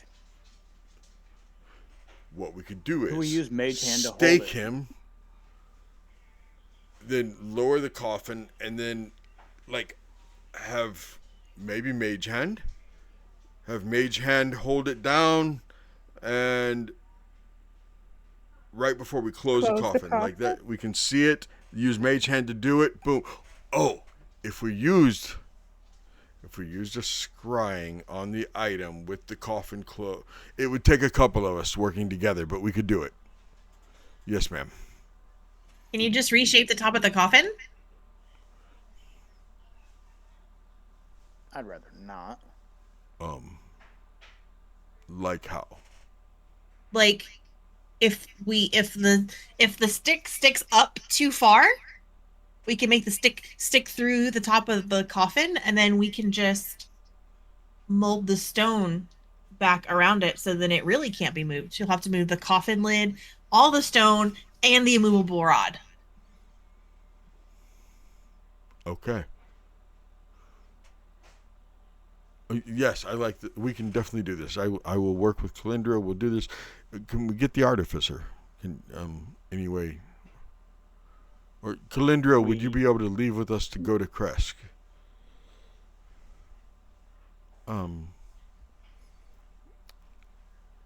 Are we looking at the end here? Kers, Tallon, this is the end? Okay. Yes, I we're will have- working to the end here now. I will have Elowen run the shop for me the next few days, and I will just go with you. You're coming with us?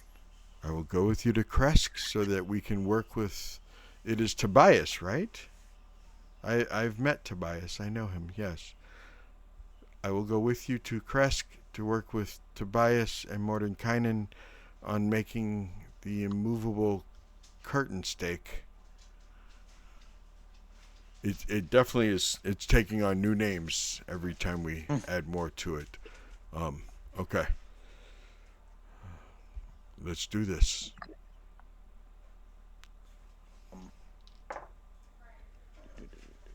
Is there anything else that you guys need to do in Vallaki while you're there? Did we ever go to the leathersmith to get upgraded armor for Gwendolyn and I? No. I do not We believe didn't. so. No. Okay. Oh, you probably don't have time to do that now. I think Didn't we kind visit of old made Rubble that Moth? with the picking up, going back to Yesmus. I see what you're doing there. And it's Rubinoff. Kers doesn't want Eilissia to go over there.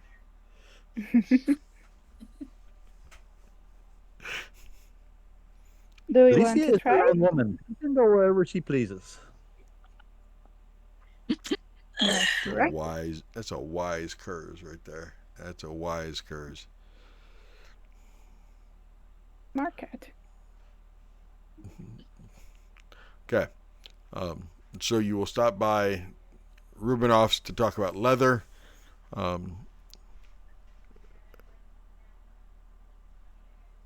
thought Kalendriel was helping you out. I I got a ring of. Oh, that's protection right. from That's her. why we didn't go. Okay. That's why you didn't go. Yeah, That's why you didn't go. Okay. We got the stuff Okay. from her, the magical stuff. I'll be okay. Are you sure? I don't think we'll have time to have him make something for Eilissia or work on her armor, and then, like, it's going to take hours or days. There's Right. no way we have time now. I thought we did it last time when we were in Vallaki, and we're going to pick it up, but I don't have time to make a new order right now. Okay. Bring him along too. Get in What? the cart. Okay. Just bring him along too. Why not? Come on, you're gonna go work in Kresk now.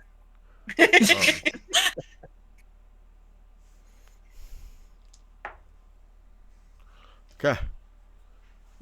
You guys head off to Kresk, and that is also uneventful. I will tell you, when you get here,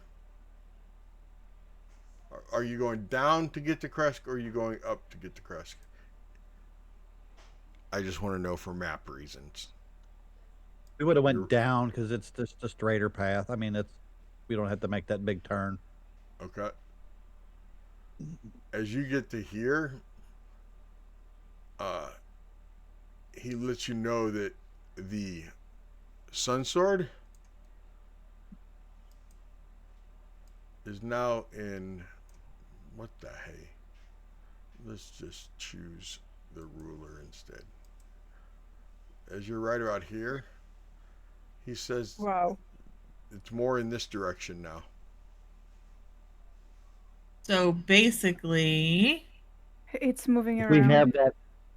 we have that map, could we have like laid that out and made an X of general idea then? that looks like Arkenbost, I will put a circle around the general area. or the swamp, yeah. Hold on. Oh, that's very. Somewhere within that general As- area.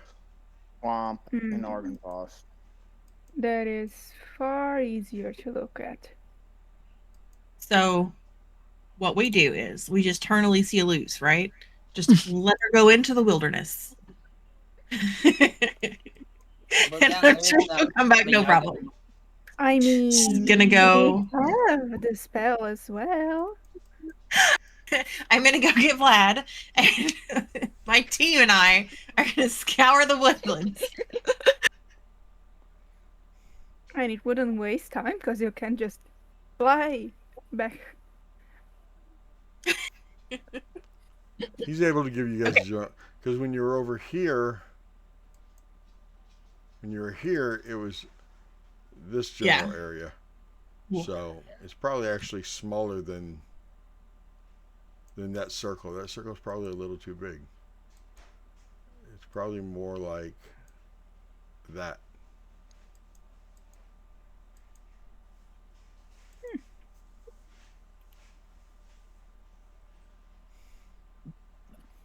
That would be where the X's are. Oh no! Why are you moving Lavash's camp? I decided he needed a better view. I'm locking it in place then. Probably should. Alright. I didn't know you were one of those people that I needed to lock everything in place for.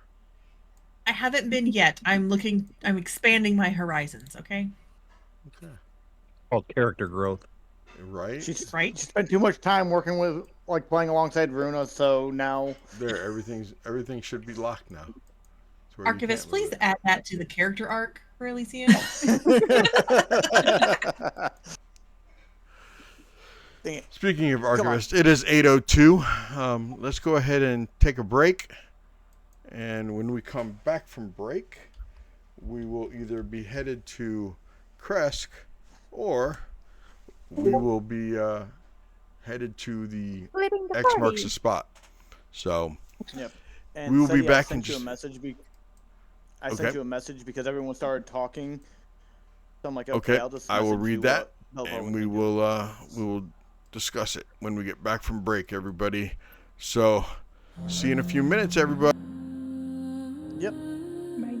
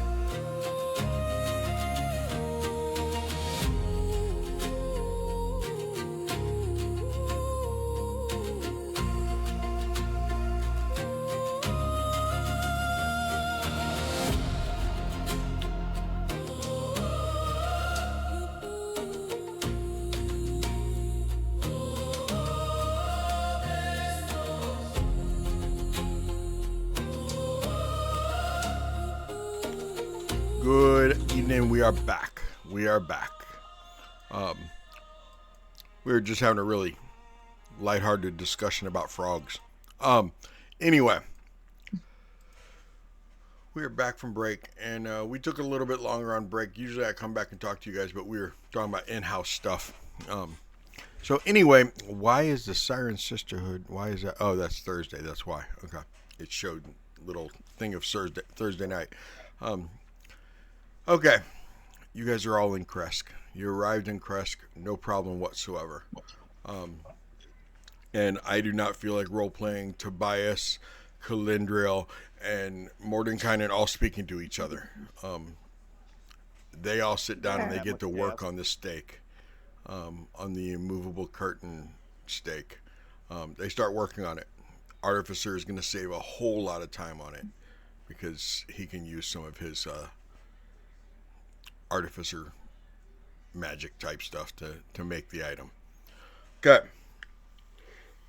So that's going on at Kresk. What are we doing? You said Jim K. Bones real quick.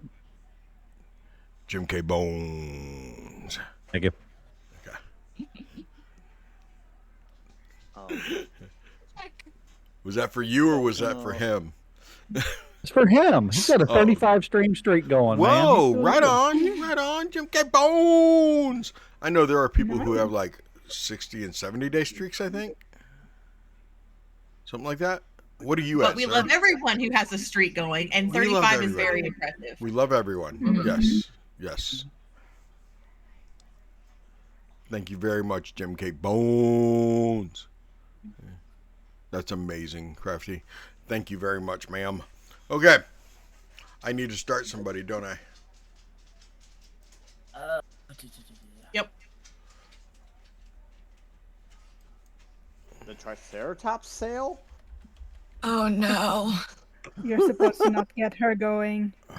Johnny, are you trying to raise my blood pressure? Belovar, are you trying? No. Trey, are you Archivist is trying now to raise my... recording.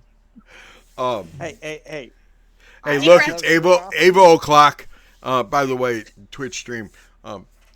I 5, 4, 3, 2, 1, pinch. I misspoke about Ava. I've already talked to the players about it. I misspoke. Ava won't be able to be joining right away for a while. We will have to work something out. Okay, it's still in talks. I spoke way too soon. So don't look for it.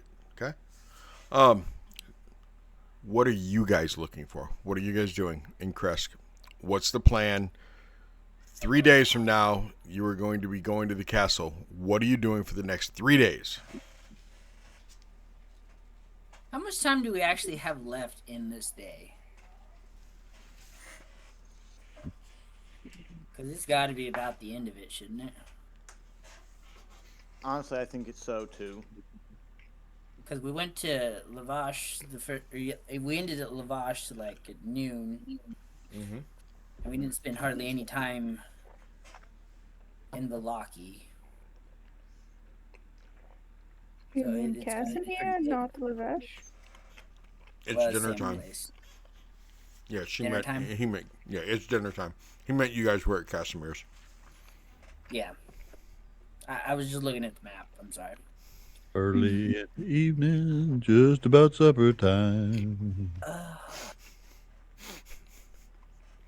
Belovar's Thanks, gonna- Duke. You can have inspiration for that singing. That's a Belovar's first. gonna- I thought it might shut you up. That's my bride. It don't happen. Okay. Tallon, you were saying something? Tallon will help Joe and Savid prep dinner for Okay. everybody. Belovar's just gonna chime in real quick. Make sure it's presentable.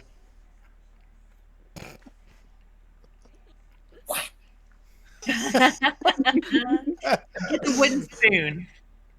Belovar's is just going to be on like a tablecloth, like on a piece of cloth or something, looking disgusting, like throw up. Right. I'm expecting something now. Yeah, Tom's more or less just making sure that like the good food doesn't go to the owlbears again. He's playing bouncer at the kitchen door. He's bitter about it. Where's that going? No, that one goes over there. You put that down, Sheva. That's not for you. Sheva's not allowed. Oh, just trying to help. Just trying to help. Are you going to do anything this Shiva evening tried still? to save him.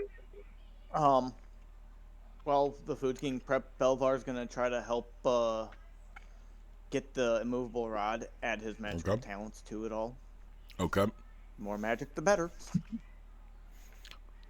Kers and Eilissia, what are you two doing?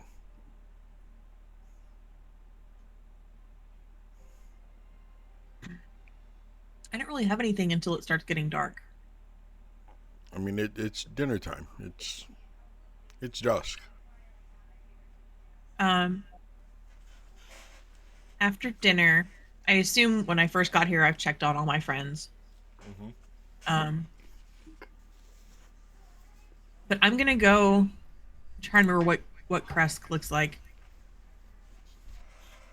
I would like to go, I think, up to the tower where Siegfried and I watched the sky. And I'm gonna go up there and I'm gonna set out a blanket and I'm gonna get my star map out. Oh, that's helpful. And I'm gonna open the meditation book, and I think probably, let's say chapter 2. I have been going over and over on the rides today, and I've sort of memorized some of it. But I'm gonna sit and like commune with the stars, and really try to find and like recenter myself. And so that's what I'm doing. There's no spell or ritual or whatever, but like I'm basically grounding, but Eilissia does it up, so.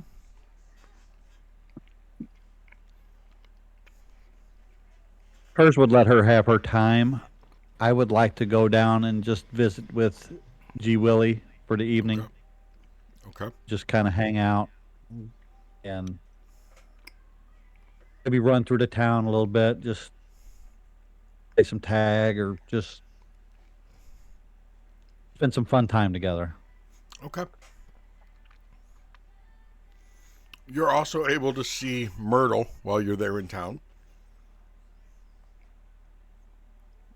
since she's been transported there to Kresk. Gwendolyn, spending time with the owlbears. What are you doing? I need the owlbears. Okay. Sheva, what about you? Right now, trying to help in the kitchen. Okay. Okay. And Tallon?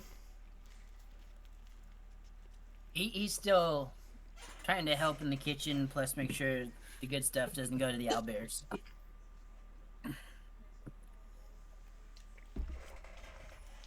Buddy, can you say Dr. Squiggums, please?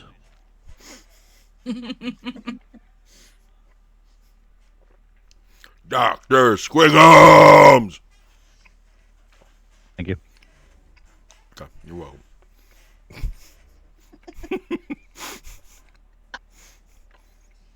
Anybody else you want me to call out?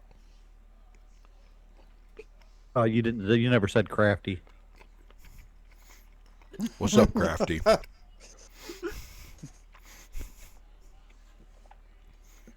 Unbelievable. Okay. I will say one other thing Belovar will do after they're eating and everyone's starting to calm down is he's going to go to the Bellevue that likes to sing and such, where Belovar will start playing a song outside where she's at, just like strumming so she can have music to sing along to. Okay. Right on. Eilissia, anything in particular you're doing at night once the Food's been consumed. dinner is over and the stars are out? And I think for a long time, I am just repeating the words out of the meditation book. Okay. But after a while, that's going to kind of fade off, and I'm kind of looking at over the sketching that I've done, and I end up staring up, and I've got the spyglass in my hand, but I'm not using it, and I start thinking about the moment that drew me into the forest for the first time, which was a giant above board meteor screaming across the sky. It's huge. And I went to go find it. And trying to find my way through the woods that first time. Never, disappointment that I never found this giant rock that I just knew had to be there. And then when I got back, my mom told me the legend that I've always kind of chased, that sometimes a long time ago, basically a constellation fell out of the sky and never found its home. And that's kind of what I've based my entire druid trajectory on, is proving that lore true and fixing it. And so that is where my head ends up, is thinking about trying to fix that big thing and how unfamiliar it was at first, and how it's a long-term journey and things like that, trying to hype myself up and calm myself down at the same time, but reconnect with all the beginning stuff. Okay.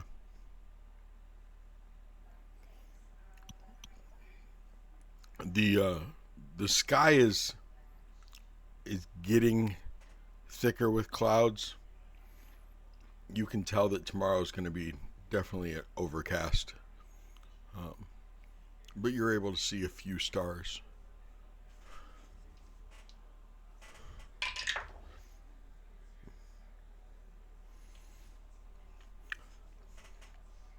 Otherwise, there's a little bit of a biting wind that's starting to show up, getting a little chilly. You've been out there for a while. Kers, Eilissia has been gone for a while. Everyone else is kind of starting to bed down for the night.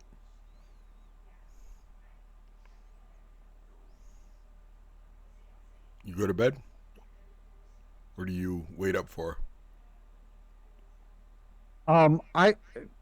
She really was down in town, correct? Mm-hmm.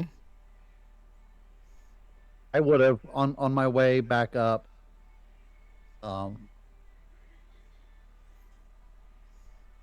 Stopped by the lake. Okay. And just kind of got a general look at it to see if it was healthy. It does look doing generally. Okay. Yeah, it looks like it's doing pretty good. Since the two druids did their thing, did their magic here, lots of vegetables are growing here in town. The water looks pretty darn fresh.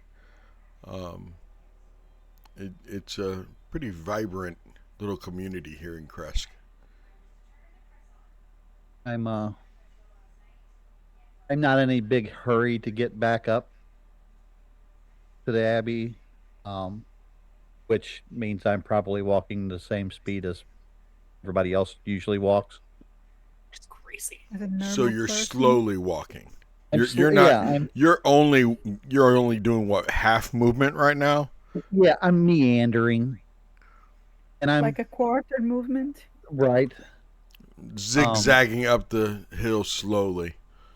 Yeah, and if there are stars out, I am looking up, trying to get a gauge of, what Eilissia sees when she looks. Okay. I don't know what that is, but I'll do my darndest to look and try to understand that until she can tell me more. When I get up to the top,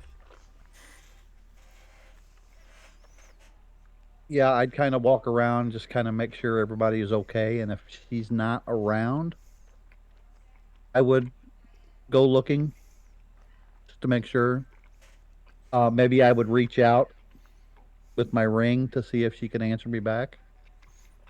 Just to see if she's all right. She's definitely within range. Is everything okay? Yeah.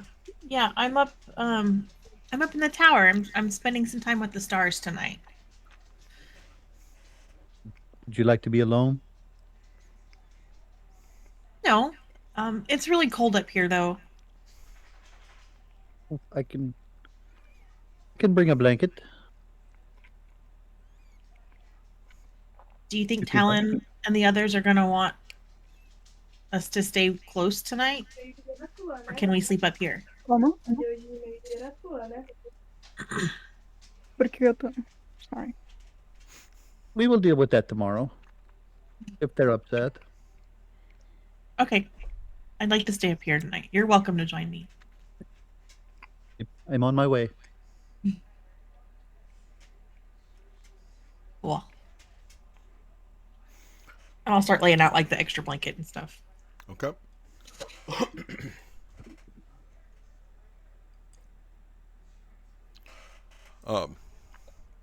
The rest of you do anything as you're bedding down for the evening?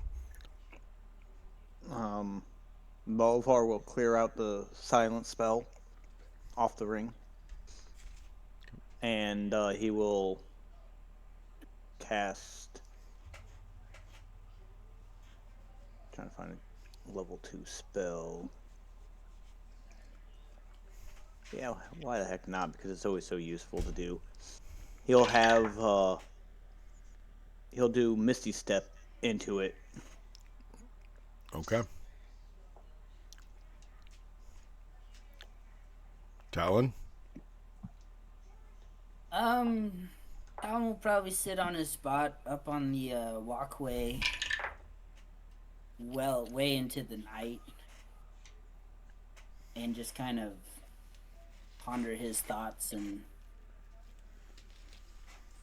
all that's changed for him so far.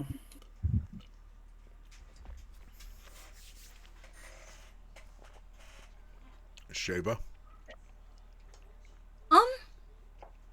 Do I see any group of mongrel folk kind of hanging around anywhere? Yeah. Okay. Sheva's gonna kind of come up to them and not necessarily start a conversation, but nod and just kind of see what's going on. Like, not necessarily wanting to speak and join the conversation, but wanting to kind of get to know some of these people because they only briefly got to meet them before. Okay. Yeah, it's a small little group, and they're discussing, how they're happy to see, your group again, how your group is the ones that made everything better for them, and, they're very appreciative, and they seem very happy that you all are back again. And you kind of just hang out and kind of get to know them, and they talk to you a little bit. They definitely, one of them admits that they're more comfortable talking to you and even Kers than anyone else, because everyone else kind of looks, not Eilissia because she's so little, but the other three just remind her of what Esmeralda was like and how Esmeralda treated them.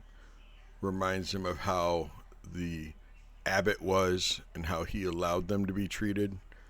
But you and Kers, you two feel more like one of them. And Eilissia is just little, and I mean, her Siegfried and her have become very, very close, and how can you not like Eilissia is what one of them says. Sheva's gonna kind of like look at them and ask if any of the other three have done anything to make them feel unsafe, or if they've said or acted in any way.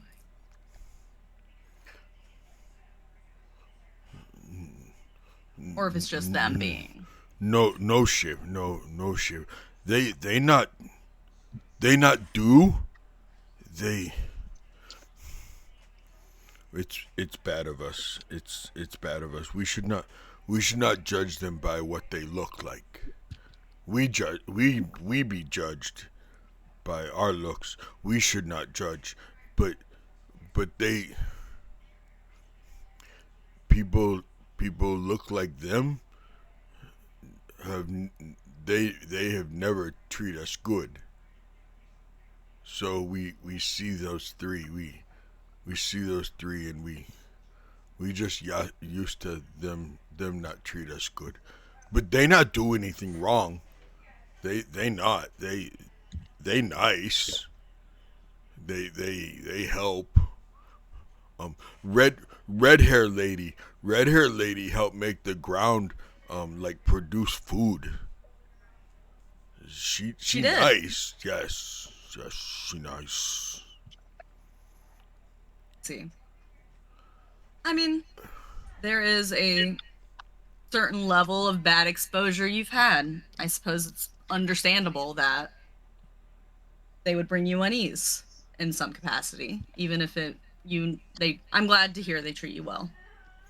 Another one goes, they are nice. They nice. We just no trust. But they nice. They not Kers. They not you, Sheva. But they nice. They are nice. And that's what most of the conversation turns into, is them trying to explain to you that it's not that they don't like Gwendolyn, Tallon, and Belovar, and even Tobias. And now you bring these other two up there with them, Mordenkainen and Kalendriel, and they are nice, they are polite, they are respectful, but they're just not used to people that look like that being nice. So that's the way the conversation goes. Yeah, I think Sheva's just going to kind of hang out, chat with them a little bit more until they start noticing other people starting to retire for the night, or until they start retiring for the night, and then they'll...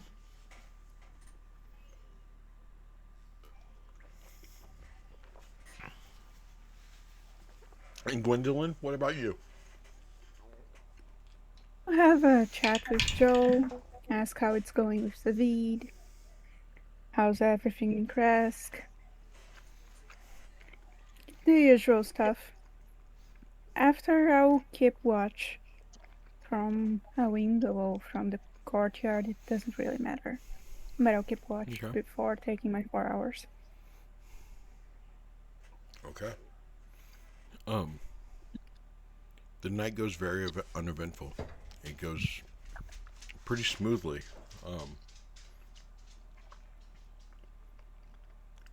Kers, I need you and Eilissia to give me a Constitution save out in the elements, spending the night. Oh, that's not hers.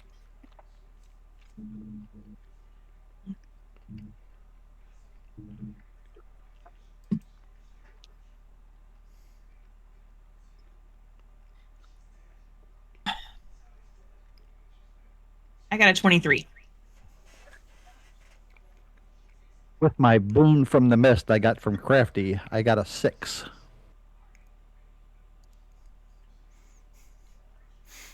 Of course you did. Of course you did.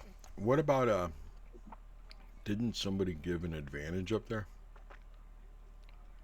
I think it was. I believe it was Alicia's. towards. Oh, that was Yeah, for Eilissia. Eilissia. My bad. Yeah, my light bad. and darkness. Yep. Eilissia, when you wake up in the morning, Kers is shivering. Oh no! And I'll take off my blanket, and I'll just wrap it around him and I told you it was cold up here. You should have said something. You're a popsicle. I will use prestidigitation to try and warm him up.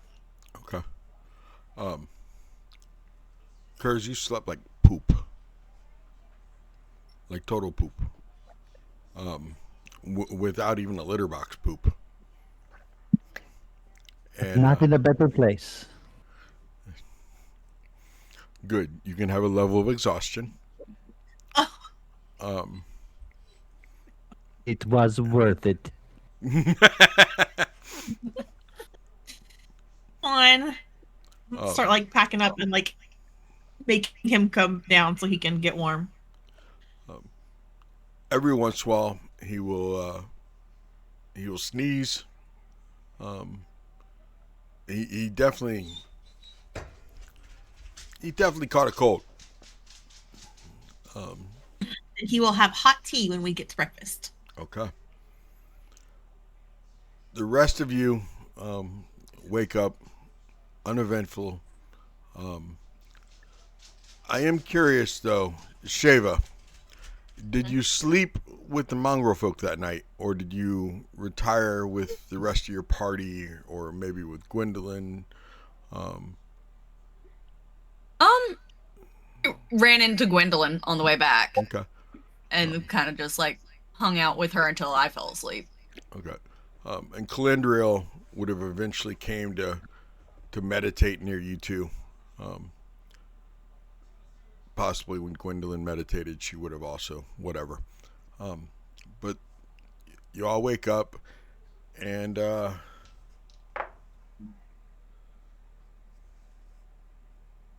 who makes breakfast? Tallon? Tallon will be there assisting with the breakfast, that's for sure. Okay. Belovar, are you involved in breakfast also?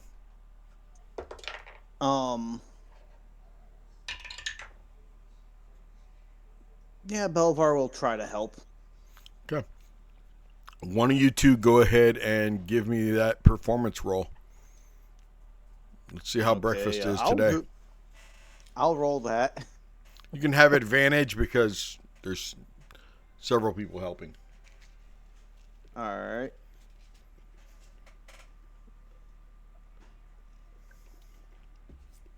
Okay, that's 16.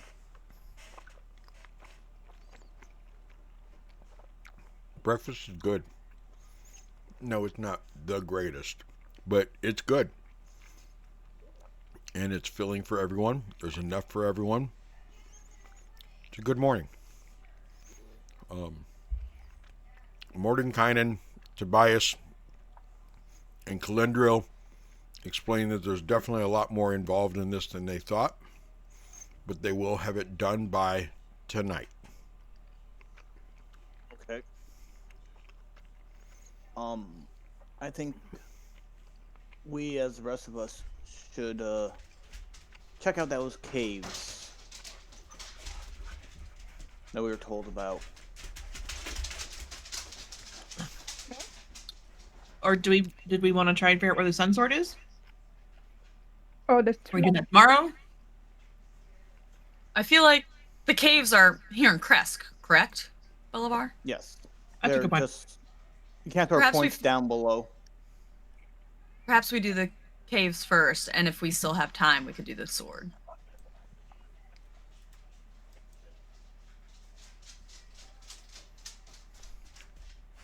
Okay. Just that. What? Sounds like a plan. Okay. Let me get that map of the caves then.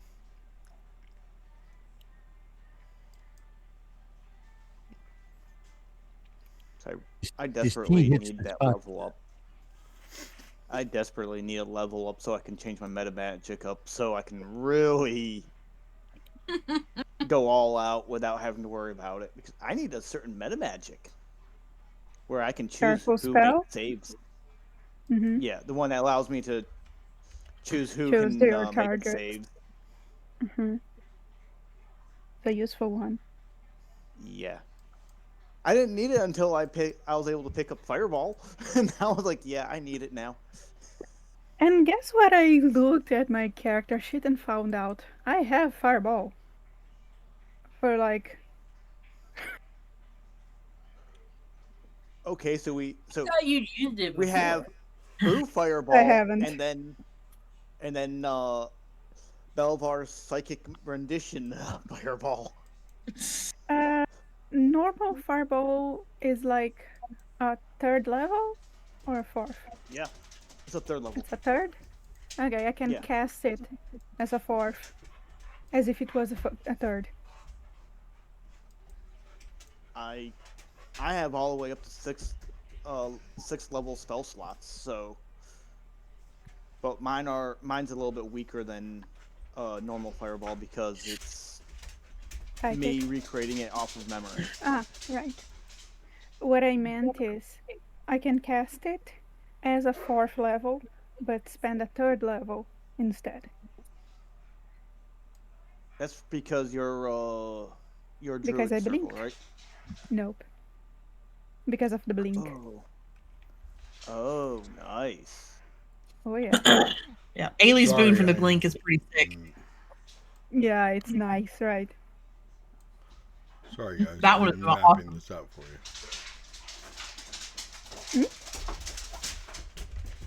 So, Talon, how just set up are you for it. feeling, Talon? Is your sword arm getting better? What was that, Kers? It's just asking how you were feeling now. You've had a couple days under your belt now as a knight of Ezra. It's feeling more natural. I still feel like the strength part isn't really there, but it's odd to go from having wonderful magic to nothing and just swords right now. As he still like looks at his fingers. Do you want to fight? And she'll pull out Stormroot.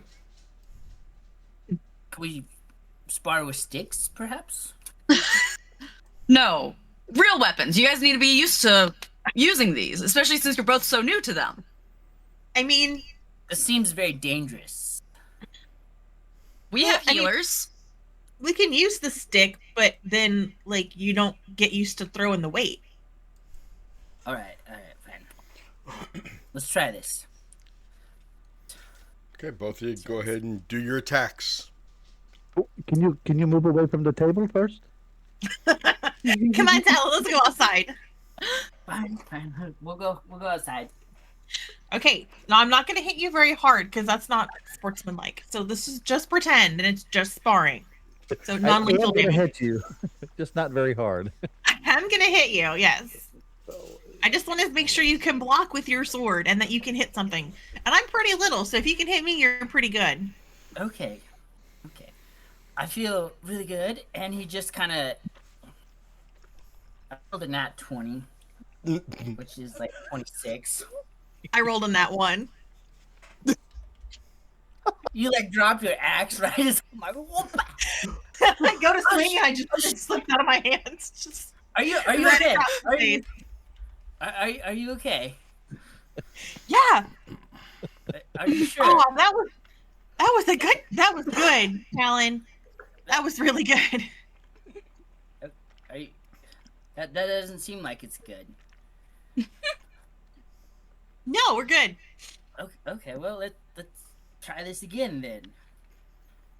And he like Dropping. Oh my god. Another nat one? A this 2 isn't now. yours, that's it. I rolled a 3, so I got an 8. He rolled a 10 on that one. You know, we should go get Sheva and see if they can maybe give us some Sheva's there pointers. watching. Yeah, no. City, Can you- is Sheva able to calculate, like, kind of see what they're doing wrong with everything? Oh, God, yes. Okay. Well, first of all, Talon has a sword, not books. That's the first problem. Alicia doesn't use two-handed weapons, so there's that problem. Sheva, this is clearly not working great. Who's doing the worst between them, Seti? Because between, I guess Eilissia might be. Eilissia. Yeah. All right. All right, Tallon, hang on one moment. There's a couple things, but you're doing okay. You didn't drop your weapon. Oh, thank goodness. Sheva, I want to kind of go and start. Okay, Eilissia, show me how you're holding the weapon. Like if you're just getting ready, you're holding it like neutral position. What are you doing? She's holding it like this. Towards the middle. Okay, that's maybe not the best way. So Sheva's gonna try to like correct Eilissia's hands, like spread them apart, actually get her holding it correctly. Eilicia, you're gonna hear in your head, "You're doing a wonderful job building up his self-esteem." Thanks. That's all I'm playing all along. Or give that a few test swings, Eilissia. Okay, and I'll correct my grip, and when I go to swing it, I don't quite slide my hand down far enough to actually get a good rotation, but it's much better. Okay, and arms. Sheva notices that, corrects Eilissia, but goes like, okay, well, I work with Tallon. Keep just doing this. Okay, should I just use this instead? And I pulled out my hand axe, and I can I swing it a couple times, then I spin it in my hand. Just chuck it with one hand. Yeah, you'd be great with that, Eilissia. That'd be great. Okay, I'll try this one for a little while. And then, all right, Tallon, same deal. How are you holding this? Are you? Well, luckily mine has a handle, and put the hand on the handle. That's true. And then you grip the shit out of it so we don't lose it while we swing. And then I just flail it around. What kind of sword is it? It is, A great sword? No, it's just a long sword. Long sword, okay. I just had to double check. All right, similar deal. And Sheva starts walking through Tallon through how to hold it, how to swing it better, grip sort of things. But like you said, your problem. You're not used to lifting it. It is really Tallon. Do we have do you have books with you? Have you been carrying around books in that wagon? Oh, I carry books on my person. Book boy. All right, book boy. Yep. Give me till after the caves. I'm gonna put together a training plan for you. Do we have time? Cause It'll be an emergency training plan. It'll be emergency quick stuff, hang on. If you do it like a montage, it'll only take 30 seconds. Yeah, a montage will be 30 seconds, So the best thing to do is the pointy end inside the other person. Exactly. The rest of it will be for once we're out of this hell. But then, for now, pointy person, other hand, swing it like this. Okay? Well, you have a shield as well. I have a shield, so I only have one hand for my sword. This shit is so heavy, though. Let's test how well you block your shield, and Belovar just holds his hand out and actually shoots a fireball, like a firebolt, at you. It's an actual firebolt.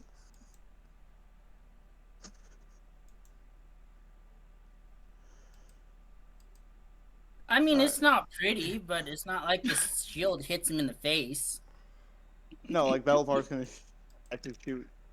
Oh wow, that is 16 to hit. Did I actually beat your AC? Yeah, I think he froze. Yeah, I think he is. Who? Me? I firebolted him. No. Tallon. Oh. I firebolted him and he froze. Oh, there he is. There he is. You sure that wasn't an ice spell? So you block it good? Okay. Yeah. And it's actually a fireball coming out at him this time. Like the little firebolt, not an actual shadow ball like he normally shoots. Right. Yeah, it's like... Oh, okay. That actually worked. Okay. You're getting it. I don't know how much your goddess is helping, but you're getting it. Well, All right. It's hard to communicate here. You never Okay. know who you're actually praying to. I've prayed to 3 different people. I'm going to say that you guys were doing that as you were walking towards the caves. And when you get down to the cave entrance, where the boys, and they said that they hadn't used it in a while. It had been quite a while, at least a couple years.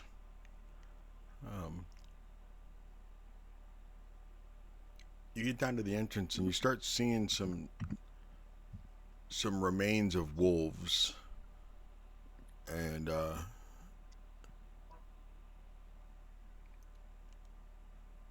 Eilissia, Gwendolyn, you get this eerie, unnatural feeling that is just not. It's not of this world. It's not of nature itself. There's something inside this cave that is unnatural. It feels I am funny in suddenly here. interested. Would Tallon feel anything? Oh yeah, now that you're a paladin, you definitely feel something. Evil. I wouldn't go as far as to say evil as much as I would say not good. Does that count for neutral as well? It could be neutral, but it is definitely, yeah, it could be unaligned. It could be neutral.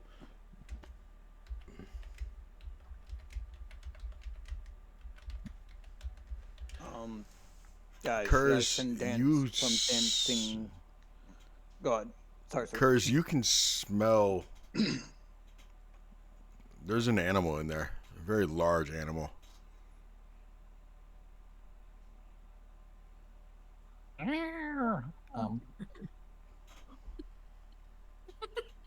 Would you guys want me to send my dancing lights ahead of us?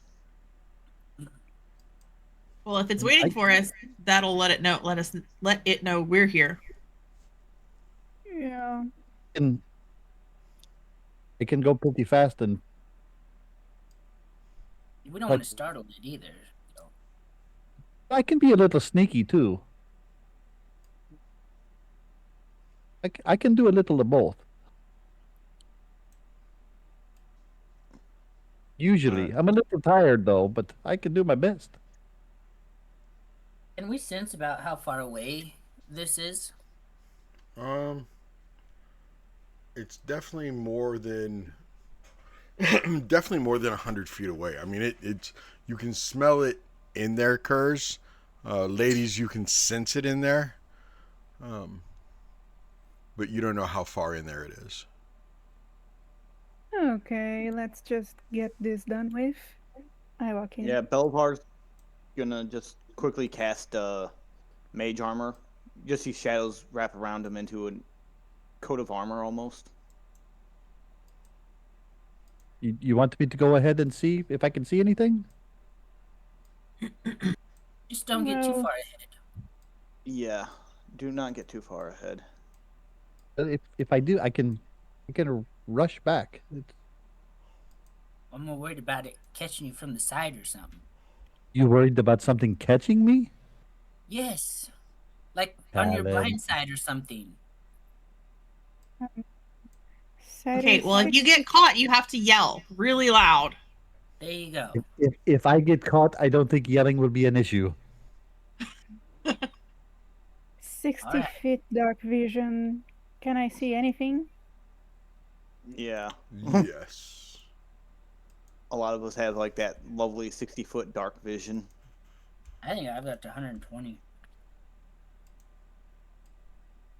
Nice. I mean, you're going to see a lot more of the map than I wanted, but that was me hurrying up to make a map. Yeah, So basically, you will know, not hurrying up. Yeah, you get the point. You know that there is another pathway that goes to the south, and then there's a pathway that goes further to the east. which way do you guys think we should go?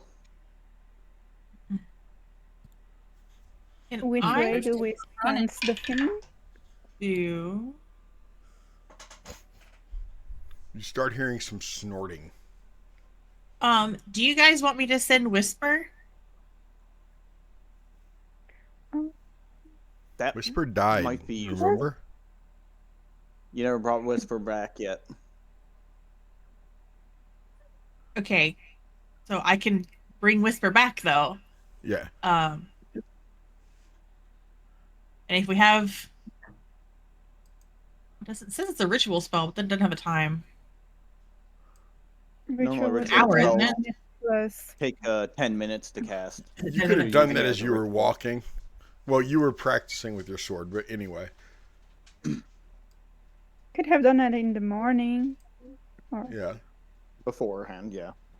Well, I mean, I wasn't fighting with Tallon on the walk over here, so. Okay. I put Whisper on the map for you. Okay. If you want to send Whisper, that would be good. does Whisper have dark vision? As an owl, I would hope so. Me too, but I can't remember. That is.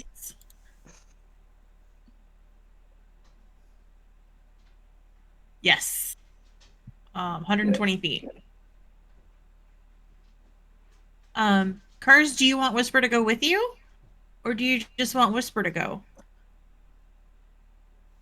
That is up to you. I would hate for something to happen to Whisper. That's okay. He can come back easy. Okay. And he can, because he can talk to me. If he can talk to you, I would just send Whisper then. Okay. Okay, where are you Yeah. sending Whisper? I will scritch Whisper under his little chin. And I will send him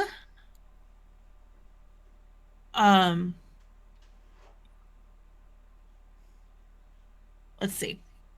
Which path do you guys want to explore first? Do you want to just go You straight guys sense through? that presence straight ahead or south? Yeah, where do you guys sense that presence? That's your call. That's important, yeah. DM? Do we get a heading at all? You're pretty sure it's to the south. Okay. Downward it is. All right. So what I'm gonna do, I'll step up here in front of Gwendolyn. Okay, so that stays within. I'm gonna have Whisper go this way first. Actually, I'm gonna have Whisper like look down this hall and then go south. And as long as he is within 100 feet of me, I can talk to him, or he can talk to me. Okay.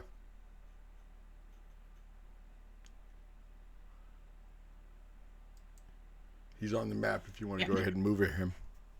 Yes, yes. Sorry, I'm Okay. other stuff. Gonna fly straight out first. Okay. And Whisper has 120 feet of dark vision. Okay.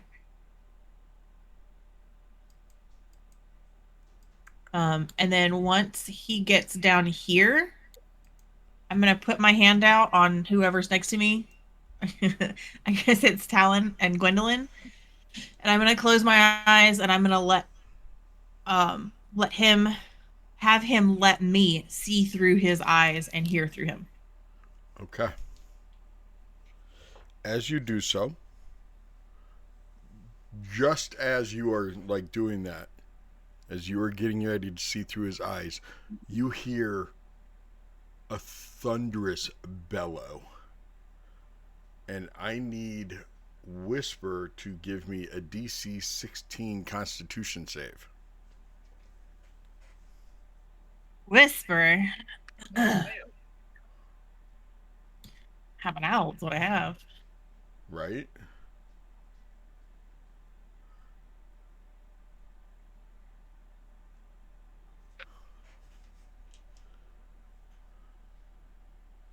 Okay, DC 16. Yes, ma'am.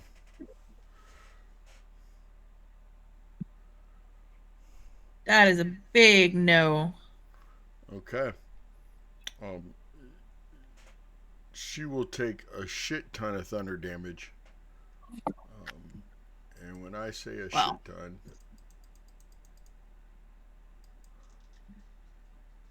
she'll take Want to roll 34. for it? I just did it. That's 34 thunder damage.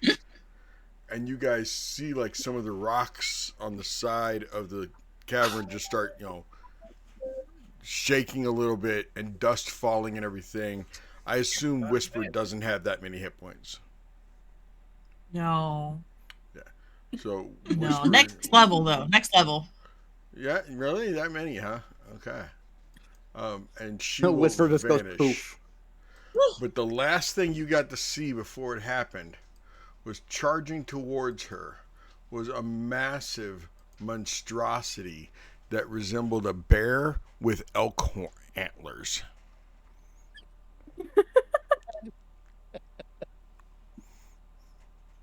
Elk bear. I love you.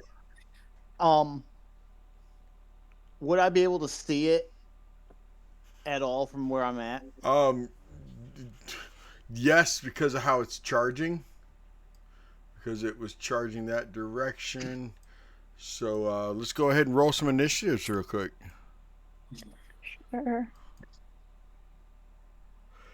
Ooh, that's a 16. 11. I got excited, then I remembered. Belovar has crappy initiative. You said 11, Tallon? I did. Hey, Eilissia? 18. Nice. Gwendolyn? 19. Nice. Sheva? Also a 19. I assume you will go before Gwendolyn? Sure. I can go before Gwendolyn. Kers? 25. Look at that overachiever. Did you know in owlbear if you click on the Kers? So what are you doing, Kers? Eilissia, what do you describe? That you got to see for a second, and then Belovar, you can follow up with that description. It's a bear almost, or almost a moose. And then like I'm just holding my head from the sound. Belovar's I would run. It's a massive bear that has antlers of a moose.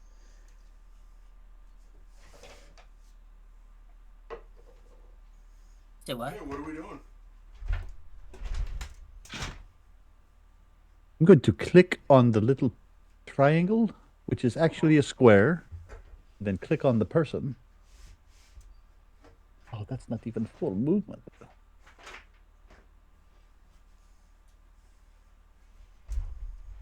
It was running at us, yes?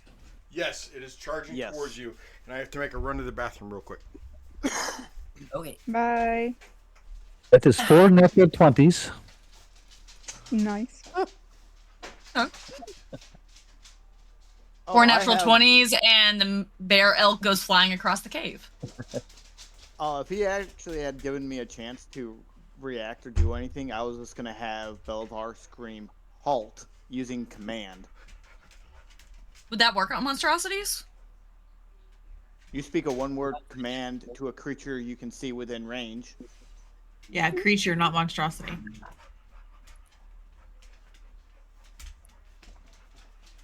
I'm going to go ahead and roll some attacks.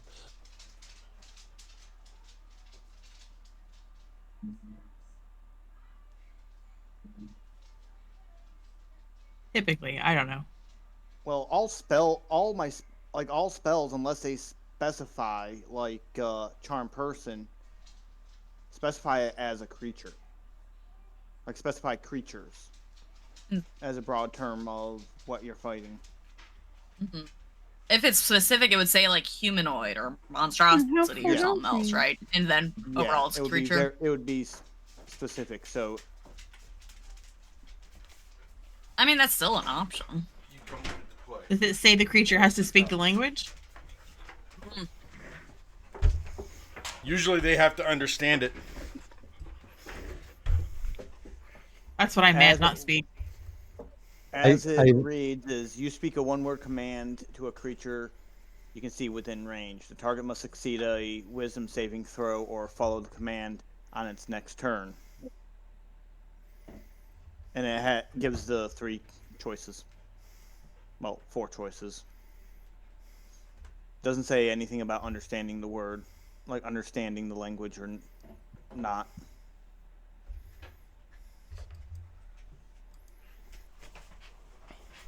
You wouldn't have had a reaction. It got the surprise attack, and then, but you would have seen it. But you can do that on your turn. But you wouldn't have gotten. Like I said, yeah. Okay, Kers, what is their first D20 that you said was a nat 20 when you lied about all 4 of them? Yeah, I didn't. The lowest I rolled was a 16, and that's 4 attacks with a flurry of blows. 16 does not hit. Okay. The next one was a 21. That hits. Okay, so 3 hits.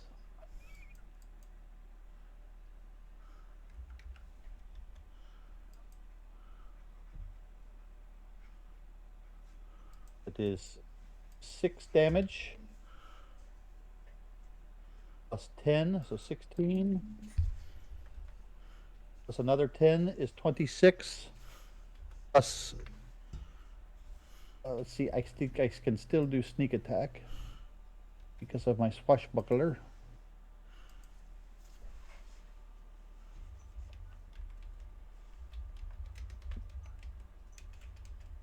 Let me just verify that.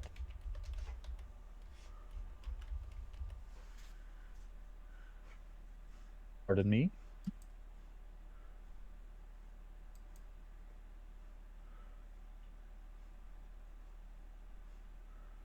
I don't need advantage as long as there's nobody next to me. So I get another 5 points of damage. So That would be 31 my total. total. Yes. Correct? Okay. That's what I got. Come.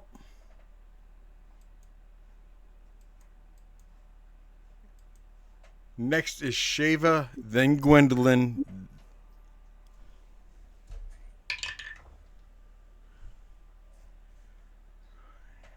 For that little extra you did, was that as long as no one's within 5 feet of you, Kers?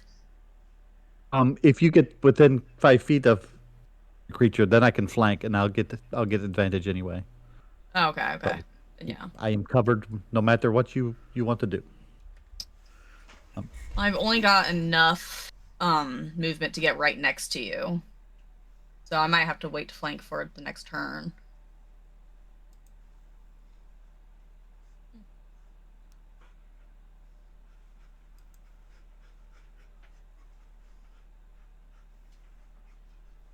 And I'm gonna, as I'm kind of running over, I'm gonna work myself into a rage. For wild magic, that's a D12. Yes, ma'am. Okay. Nah, I rolled a 4 on that. Okay. Teddy, there is a helpful haunting out there whenever. Okay, thank you.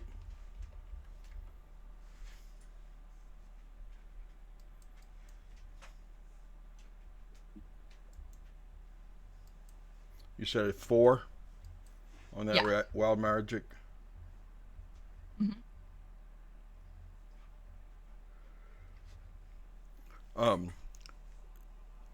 Gwendolyn, Eilissia, as Sheva takes off running, just like roaring as she's running, starting to rage and everything else, you guys start seeing vines and flowers starting to grow around her, coming up from the ground, all around her.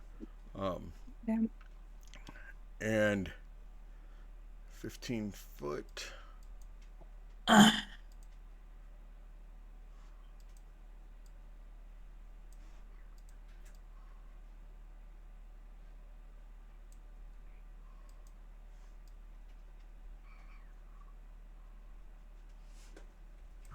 That is all now difficult terrain.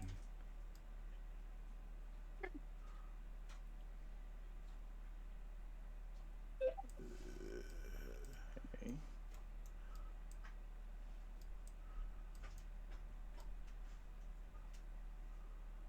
There you go.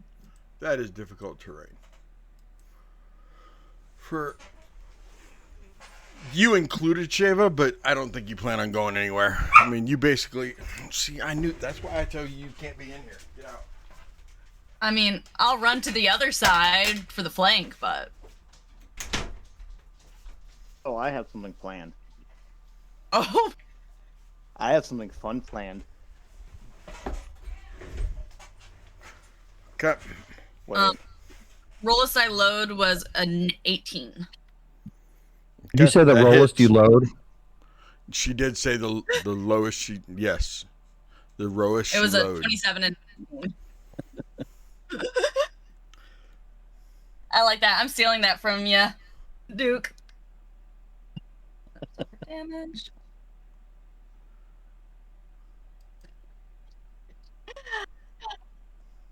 So first one's going to be 10.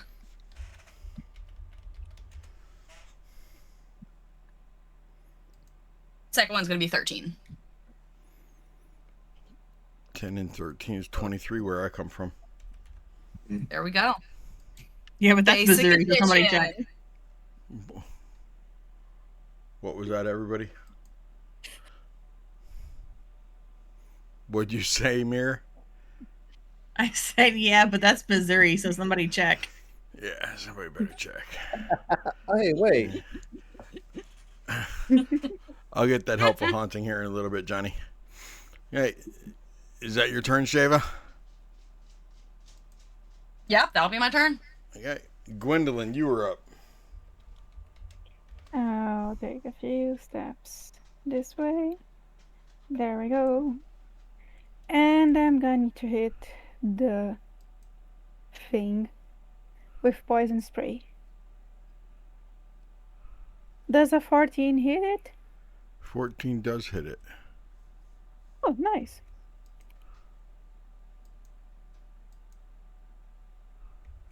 $23 damage. 23. Okay. You and Sheva both did the same amount. Nice. Same And initiative, then- same damage. We're on the same wavelength out here. You go, girl. You go, girl. I think that's it for me. Let me just check. Like, yeah. I'll just tap over here. And that's it for me.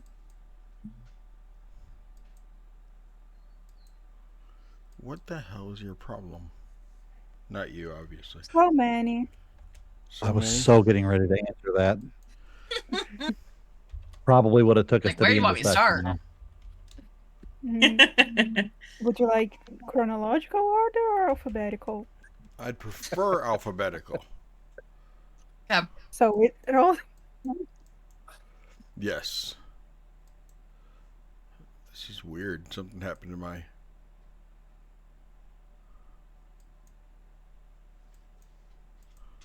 What's up? Your computer's being weird?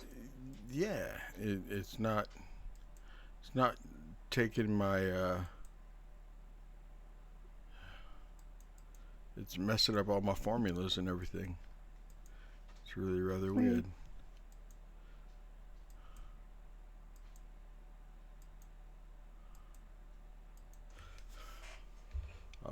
And that leaves, that was you, Gwendolyn. That means Eilissia's up next. Okay. So, I need a 30-foot cube. Okay. You Lay got it it? right here. Okay. What she does. I think this is 90 feet. Yes. Oh, that's not it. That is. Okay. I'm going to come up here in front of Gwendolyn and I take like a corn husk and I sling it across in front of me and I'm going to cast Field of Reaping. Ooh. What does Field of Reaping do? It is a shadowy field that reaps escaping life force in a 30-foot cube. A creature hostile to you in the field when it appears, when it enters the field for the first time on a turn or ends its turn there, is cursed until the end of its next turn. While cursed, the first time the creature takes a damage on a turn, it takes an extra 1d6 necrotic damage, and a creature of your choice within the field that isn't cursed regains a number of hit points equal to the necrotic damage taken. That isn't cursed.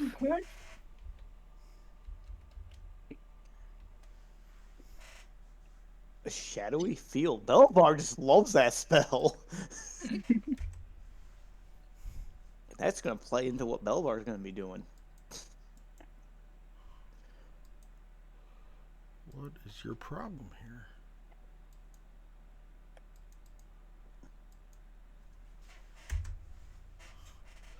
Okay. Was it the app you're So using? I don't know. It's the same one I've always used. I don't know why it's doing this. It's being weird. Okay. So does it do any damage right now, or just on their turn, or No. the end of their turn? It is just cursed right now. That's what happens immediately, is that it is cursed. Okay. And the first time it takes damage, it'll take an extra 1d6. And that damage will go to someone else as healing. Okay. Belovar, it is your turn now. Are you done, Eilissia? Actually, I didn't look at my bonus actions. I'm so sorry. Hold, please. No, you're okay. Thank you. No, I'm good. I'm not gonna do any of that.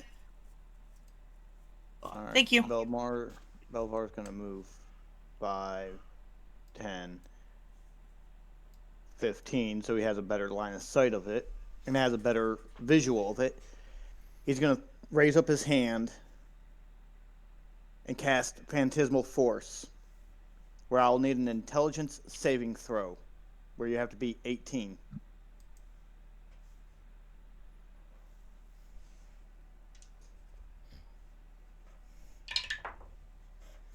No, it doesn't beat it. Okay. This is only going to be perceived by the creature.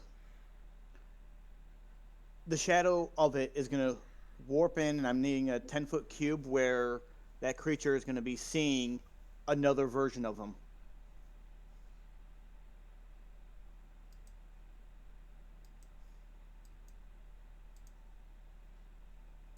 I'm forcing them to see and their own self, basically. And an affected target can even take damage from the illusion if the phantasm represents a dangerous creature or hazard. Where do you want that cube? Right behind it.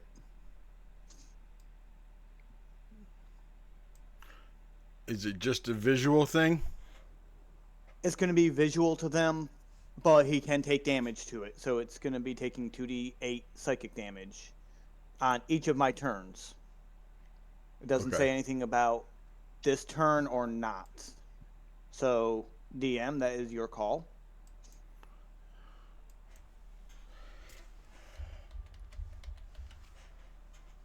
Phantasmal Force? Yes.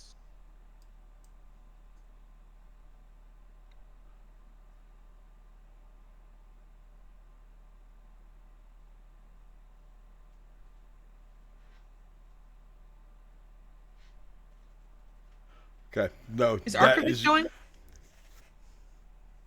Yeah. Okay. Yep. So, what is the rulings, Mr. Setti? Yeah. On your next turn, you can start attacking it.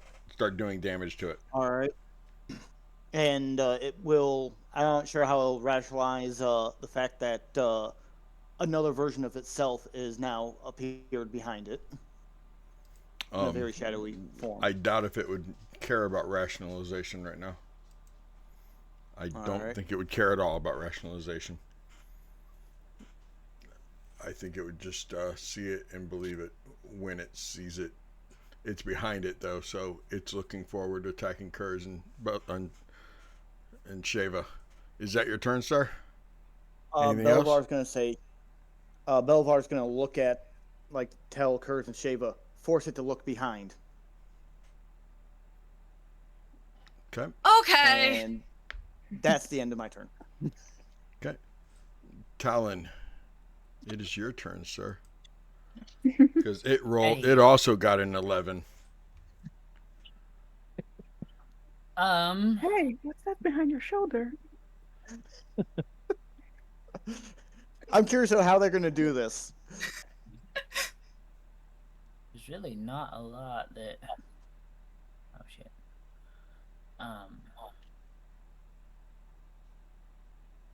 Talon can do at the moment because if he goes into the field, he's reduced to what, half movement? Yeah, once you're into that.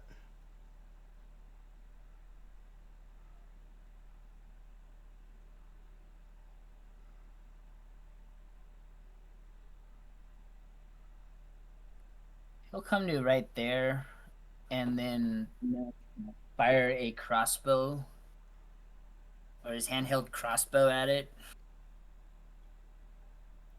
Okay. That's an 18 to hit. 18 is the magic number you were looking for.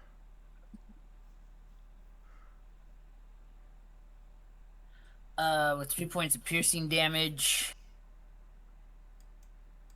And he'll basically just wait to see if this thing runs out or if he can make it in on his next turn. So that'll be his turn for this time. Oh, shit, I got to throw my hound in the way, too. It is going to attack Sheva and Kers. Kers, it's going to swing at you one time, considering you more of a nuisance than a... Well, no, you did do more damage to it. Okay. It will attack Sheva one time. And then it'll go after Kers. Oh, nat 20 Sheva as it claws at you to knock you out of the way. And that will be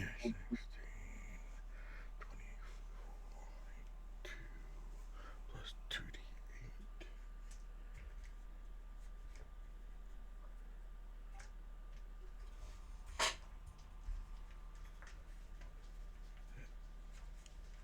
Come on.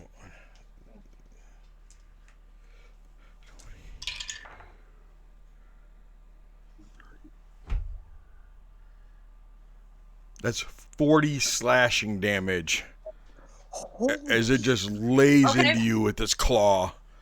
Sheva, let's see is where that this... already halved or? No, that is not halved. Okay. And it wasn't looking, but it nailed your left leg. Just however you want to do that massive damage to that left leg. Oh. That was a nat 20, Kers, just so you know. And then Kers, it will go. It's going to, this will be claw. This will be the gore attack with the antlers. It did not land in the dice tray. It does not count.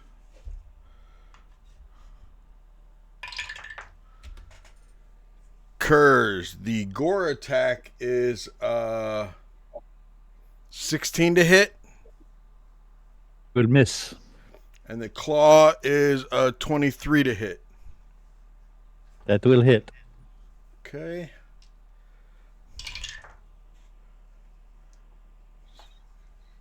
That is 12 slashing damage, Kers.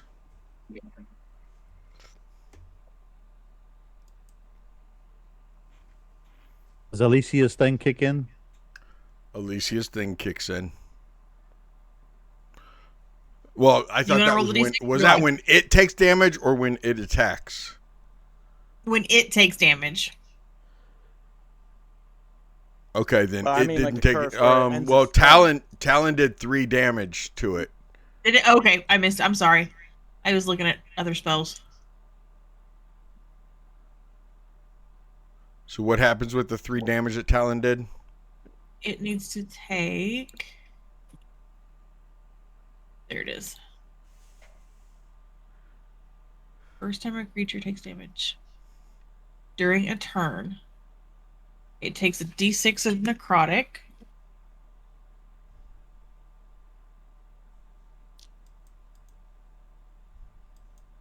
It takes the whole 1 point of necrotic damage. Hey, better than nothing, right? And then whoever was down a hit point at the time that Tallon hit it gets 1 point of healing. Was Kers or neither of you were down at that time?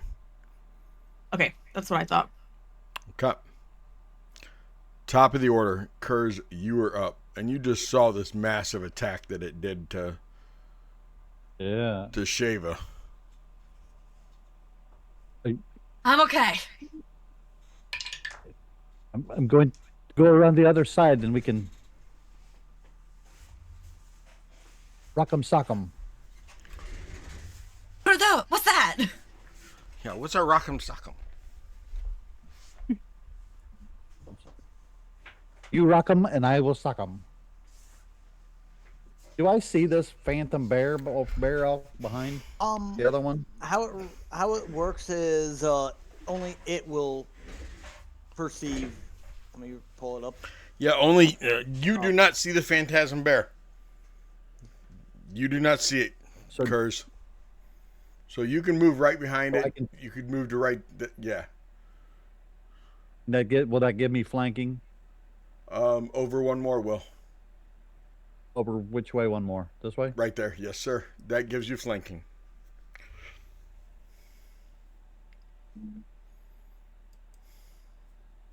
That is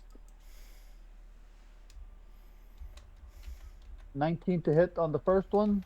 That hits. 20 to hit on the second. That hits. Natural 20 on the third. Nice. Damn. And 21 on the fourth. Okay. That hits. First one is 10 points of damage for the first. Did you say 10? 10, yes, 10. Okay, 10. 7 for the second. Okay. I'll just do the regular ones first, and then I'll do the crit after. Another 8 points of damage, so that's 25 total. And the crit will be 11 plus 9 is 20 for the crit. So And plus sneak attack is another 12. So 57. And Kers, you have successfully bloodied this creature. Just so you know.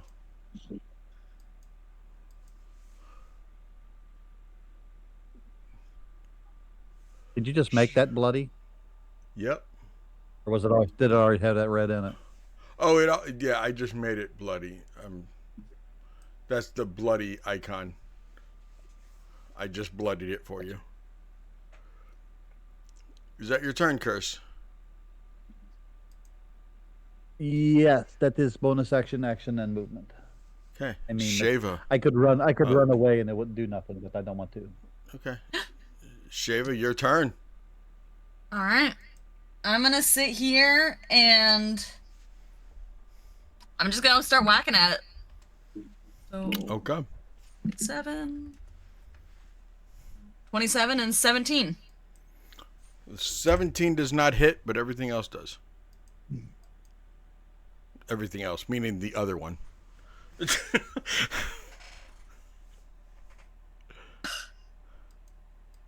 16 damage. And then don't got a bonus action I can use. I'm not going anywhere. So, yeah. That'll be my turn. What did your Gwendolyn. wild magic do? It gave us the difficult terrain around it. And there's all kinds of vines and flowers engulfing her right now, and she looks like this wicked, beautiful to Gwendolyn and Eilissia, wicked, flowery arrangement of rage. Gwendolyn, you were up, followed by Eilissia. Perfect. I'll hit it again. This time with Starry Wisp. Okay. 27 to hit. 27 hits. And 15 damage. Okay. It's looking rough. Nice. Should I look at it? Sure. Help me. Is there anything giving advantage on it? To it? No, nothing's giving it advantage. No, on it. Yes, Kers and Sheva both have advantage because they are flanking. Flanking. Okay. I'll cast Fairy Fire. So that whatever everybody gets everything advantage? has.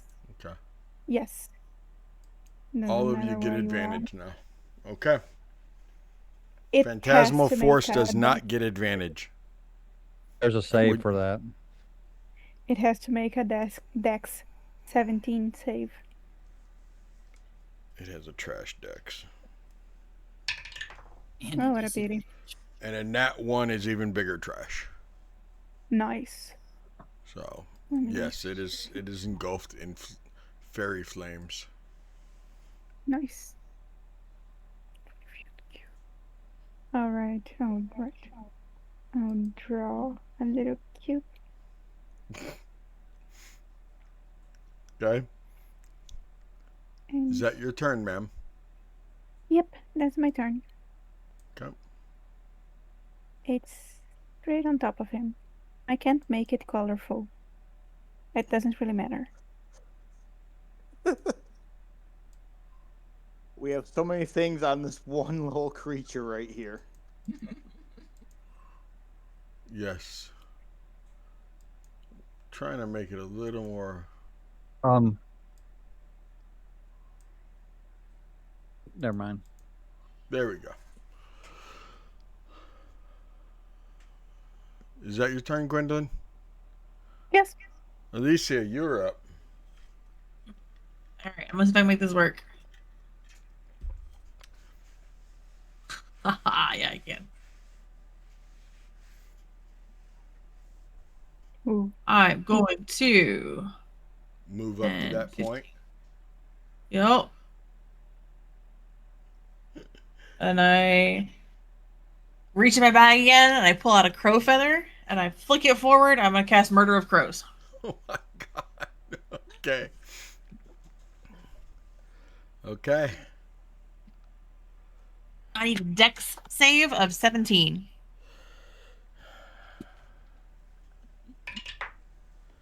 Oh my god, that's another nat 1. Damn. So I underestimated myself, and I didn't get my dice out. So hang on just a second. Oh. 2.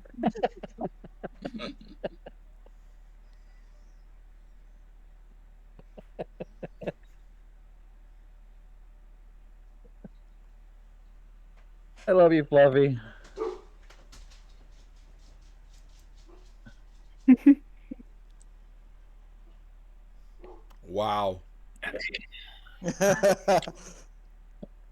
I didn't realize feel Fluffy like didn't I'm want to play my.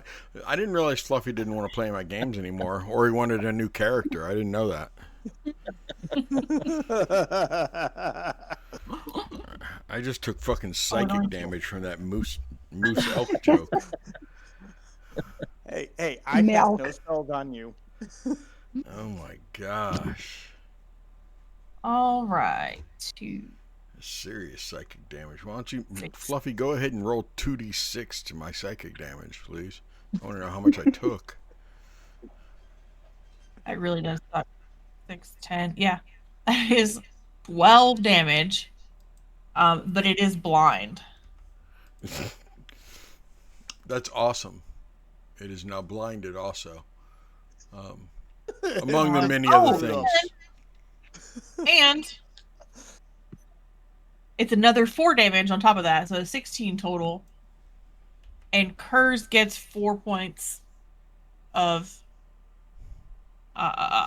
healing. Is the How word. much did, when Gwendolyn damaged for 15, how much did either Kers or Sheva get? I forgot to do it. It's just once. Oh, it's just once per turn? Once per round. Oh, once per round. Okay, gotcha. Okay. All it says per turn. But whatever. Belovar, you were up. Okay, I'll cover the Phantasmal's damage first, and I rolled 10 damage to it. Okay. And it would perceive it as something just clawed it in its hock, like not his hock, but his rump. Mm-hmm. Okay, and because I saw him do a massive hit, I don't know how battered he actually is. I'm going to respond with my own form of a massive hit of casting shadow rays on it. So I have to roll at advantage 5 attacks.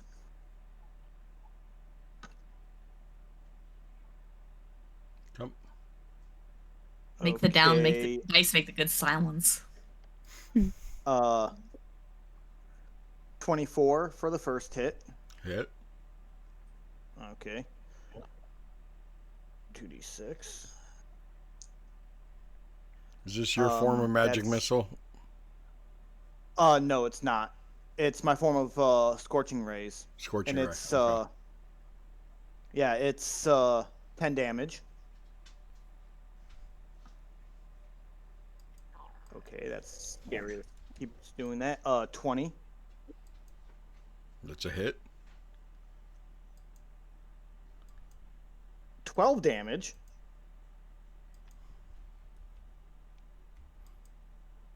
You see it like drop to the ground, and as it hits the ground, it like looks up towards you, Sheva. And Sheva, you remember fighting orcs in your past. You know that orcs have this strange like resilience, this relentlessness, that when they drop,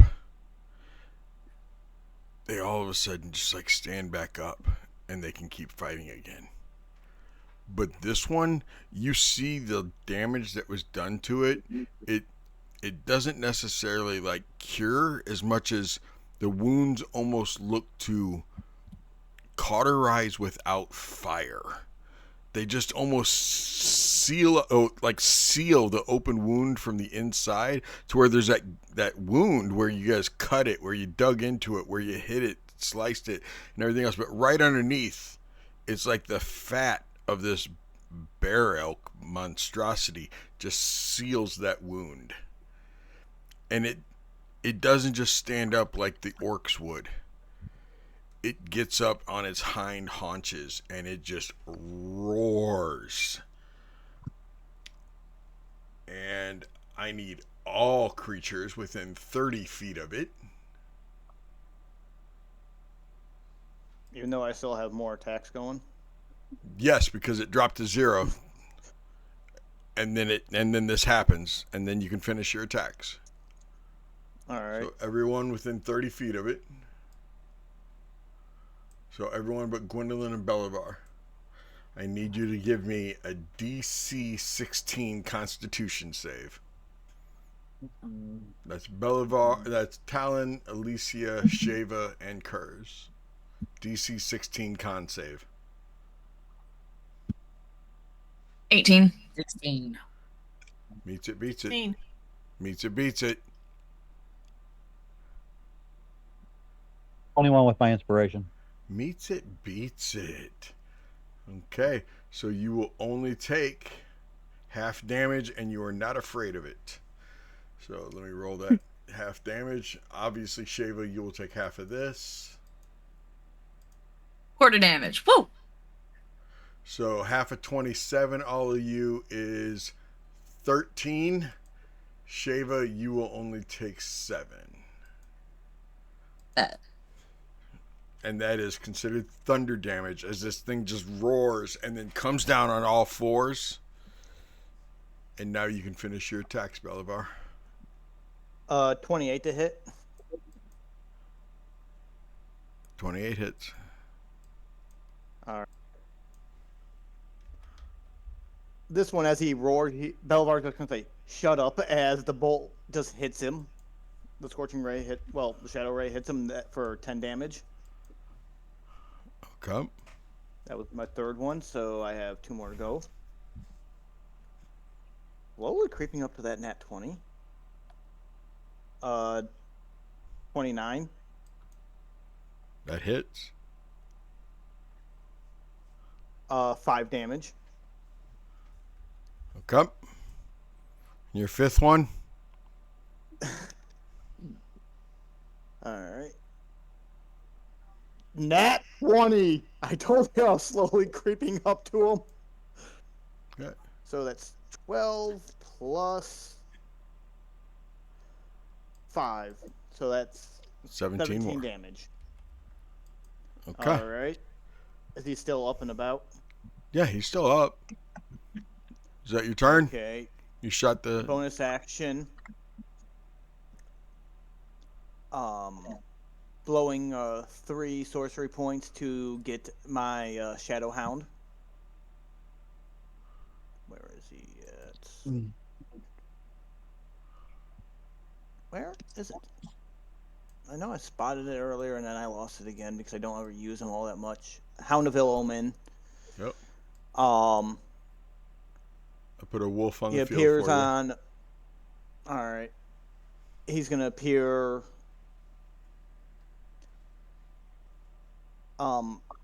Right here next to Sheva. Sheva, you'll see like your shadow move over and turn into a shadowy hound right next to you. Oh, hello. And once he appears, I roll initiative for him. That's a 7. Don't know if he gets anything extra on his Nope, you initiative made it bonus. appear. Okay. All right. Is that your turn, sir? So he appears after the. Yes, I believe so. Okay, Talon, it is your turn. Alright.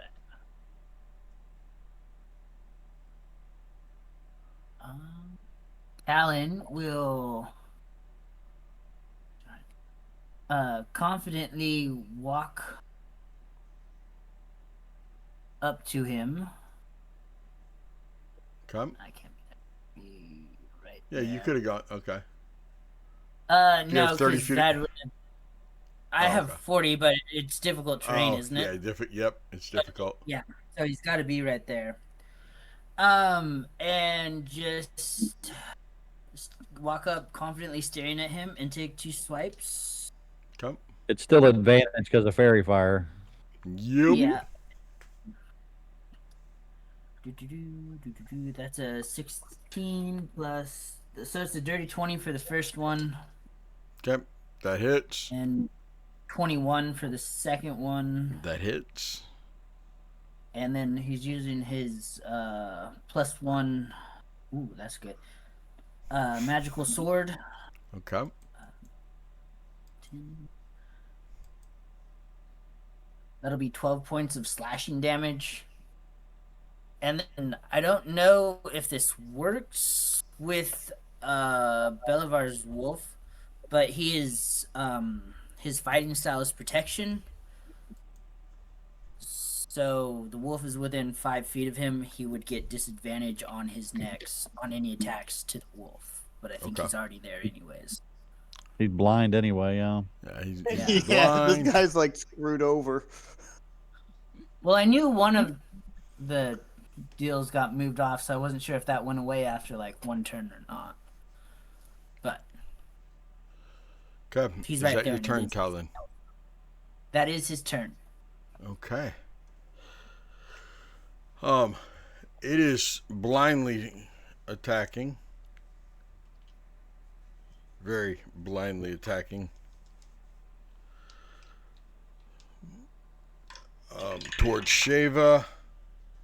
Sheva, I assume a 12 does not hit you, does it? It does not. Okay. Blindly spinning around to hit that creature that was behind it. Does a 21 hit you, Kers? Yes. Okay. So that's a blind claw attack. And then it will try another gore. Blind gore. Remember, there is a phantasmal force creature thing that did strike at it. May think it was struck at.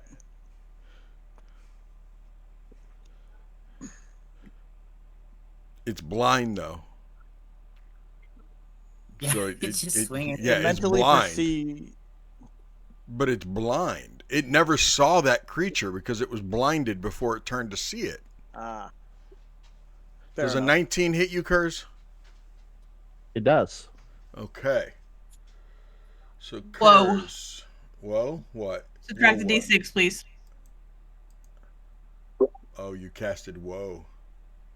Whoa. I'm using woe. Oh, A D6. Yeah, not casting, what you use. Does a 15 hit you, Kers? Does not. Okay, so only the claw hit you. For 17 slashing damage, Kers. And that was a wild bear paw that just clawed into you. Round 3. Kers, you were My up. wolf has to go. Oh, My sorry. wolf has to go at Sorry. 7 initiative. Yep, go your wolf. All right. All right, and it has advantage because fairy fire. 19 to hit. That hits. Okay.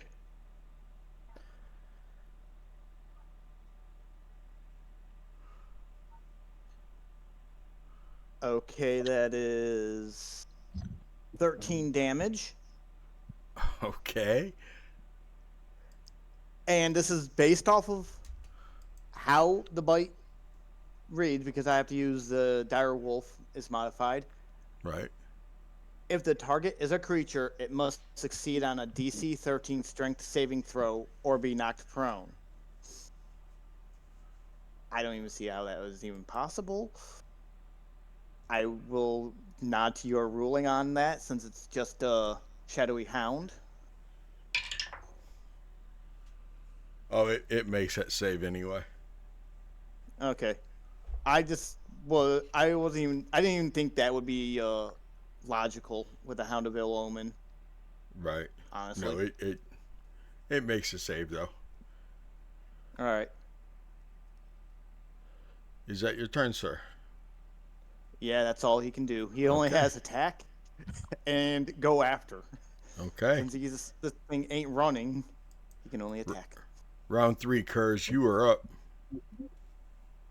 Okay, I just rolled my attacks with a flurry of blows.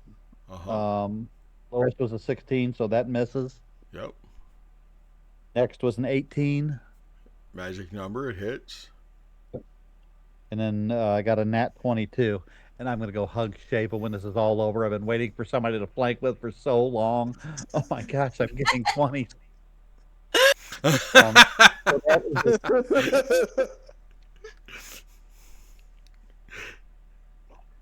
That is 41 points of damage total. Kers, would you like to describe how you do this? Yes. It's facing me now, right? Yes, it's spun around and it's facing you. I mean, it's blind. Its eyes are like a milky white color. Yeah, I will feel like spinning, whirling back kicks, like slash at its front paws, front legs, trying to get tendons to get it to drop. As it does fall down from its front paws, I'm like going to springboard up on top of its moosin-like, elk-like horns. And gash at its neck, like clawing up from its neck, trying to get at what would resemble a jugular vein. And then slide down its back, like Fred Flintstone style when it's time to get off work.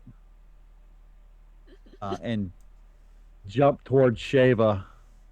I've been waiting for someone to jump in the fray with me for so long. Oh, okay.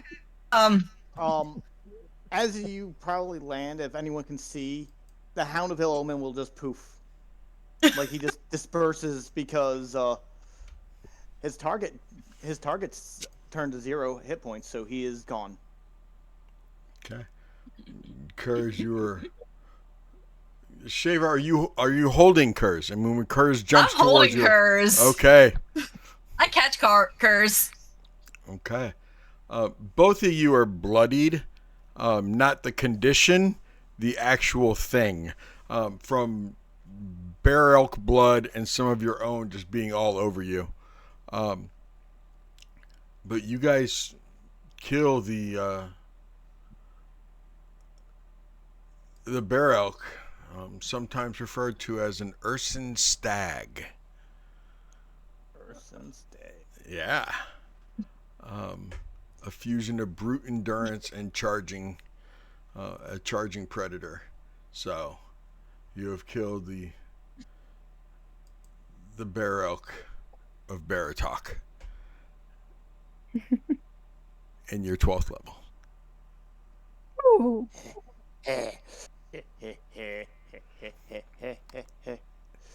And with that, we will end this episode, this session. Next Sunday, we might skip a day next Sunday. We might go ahead and just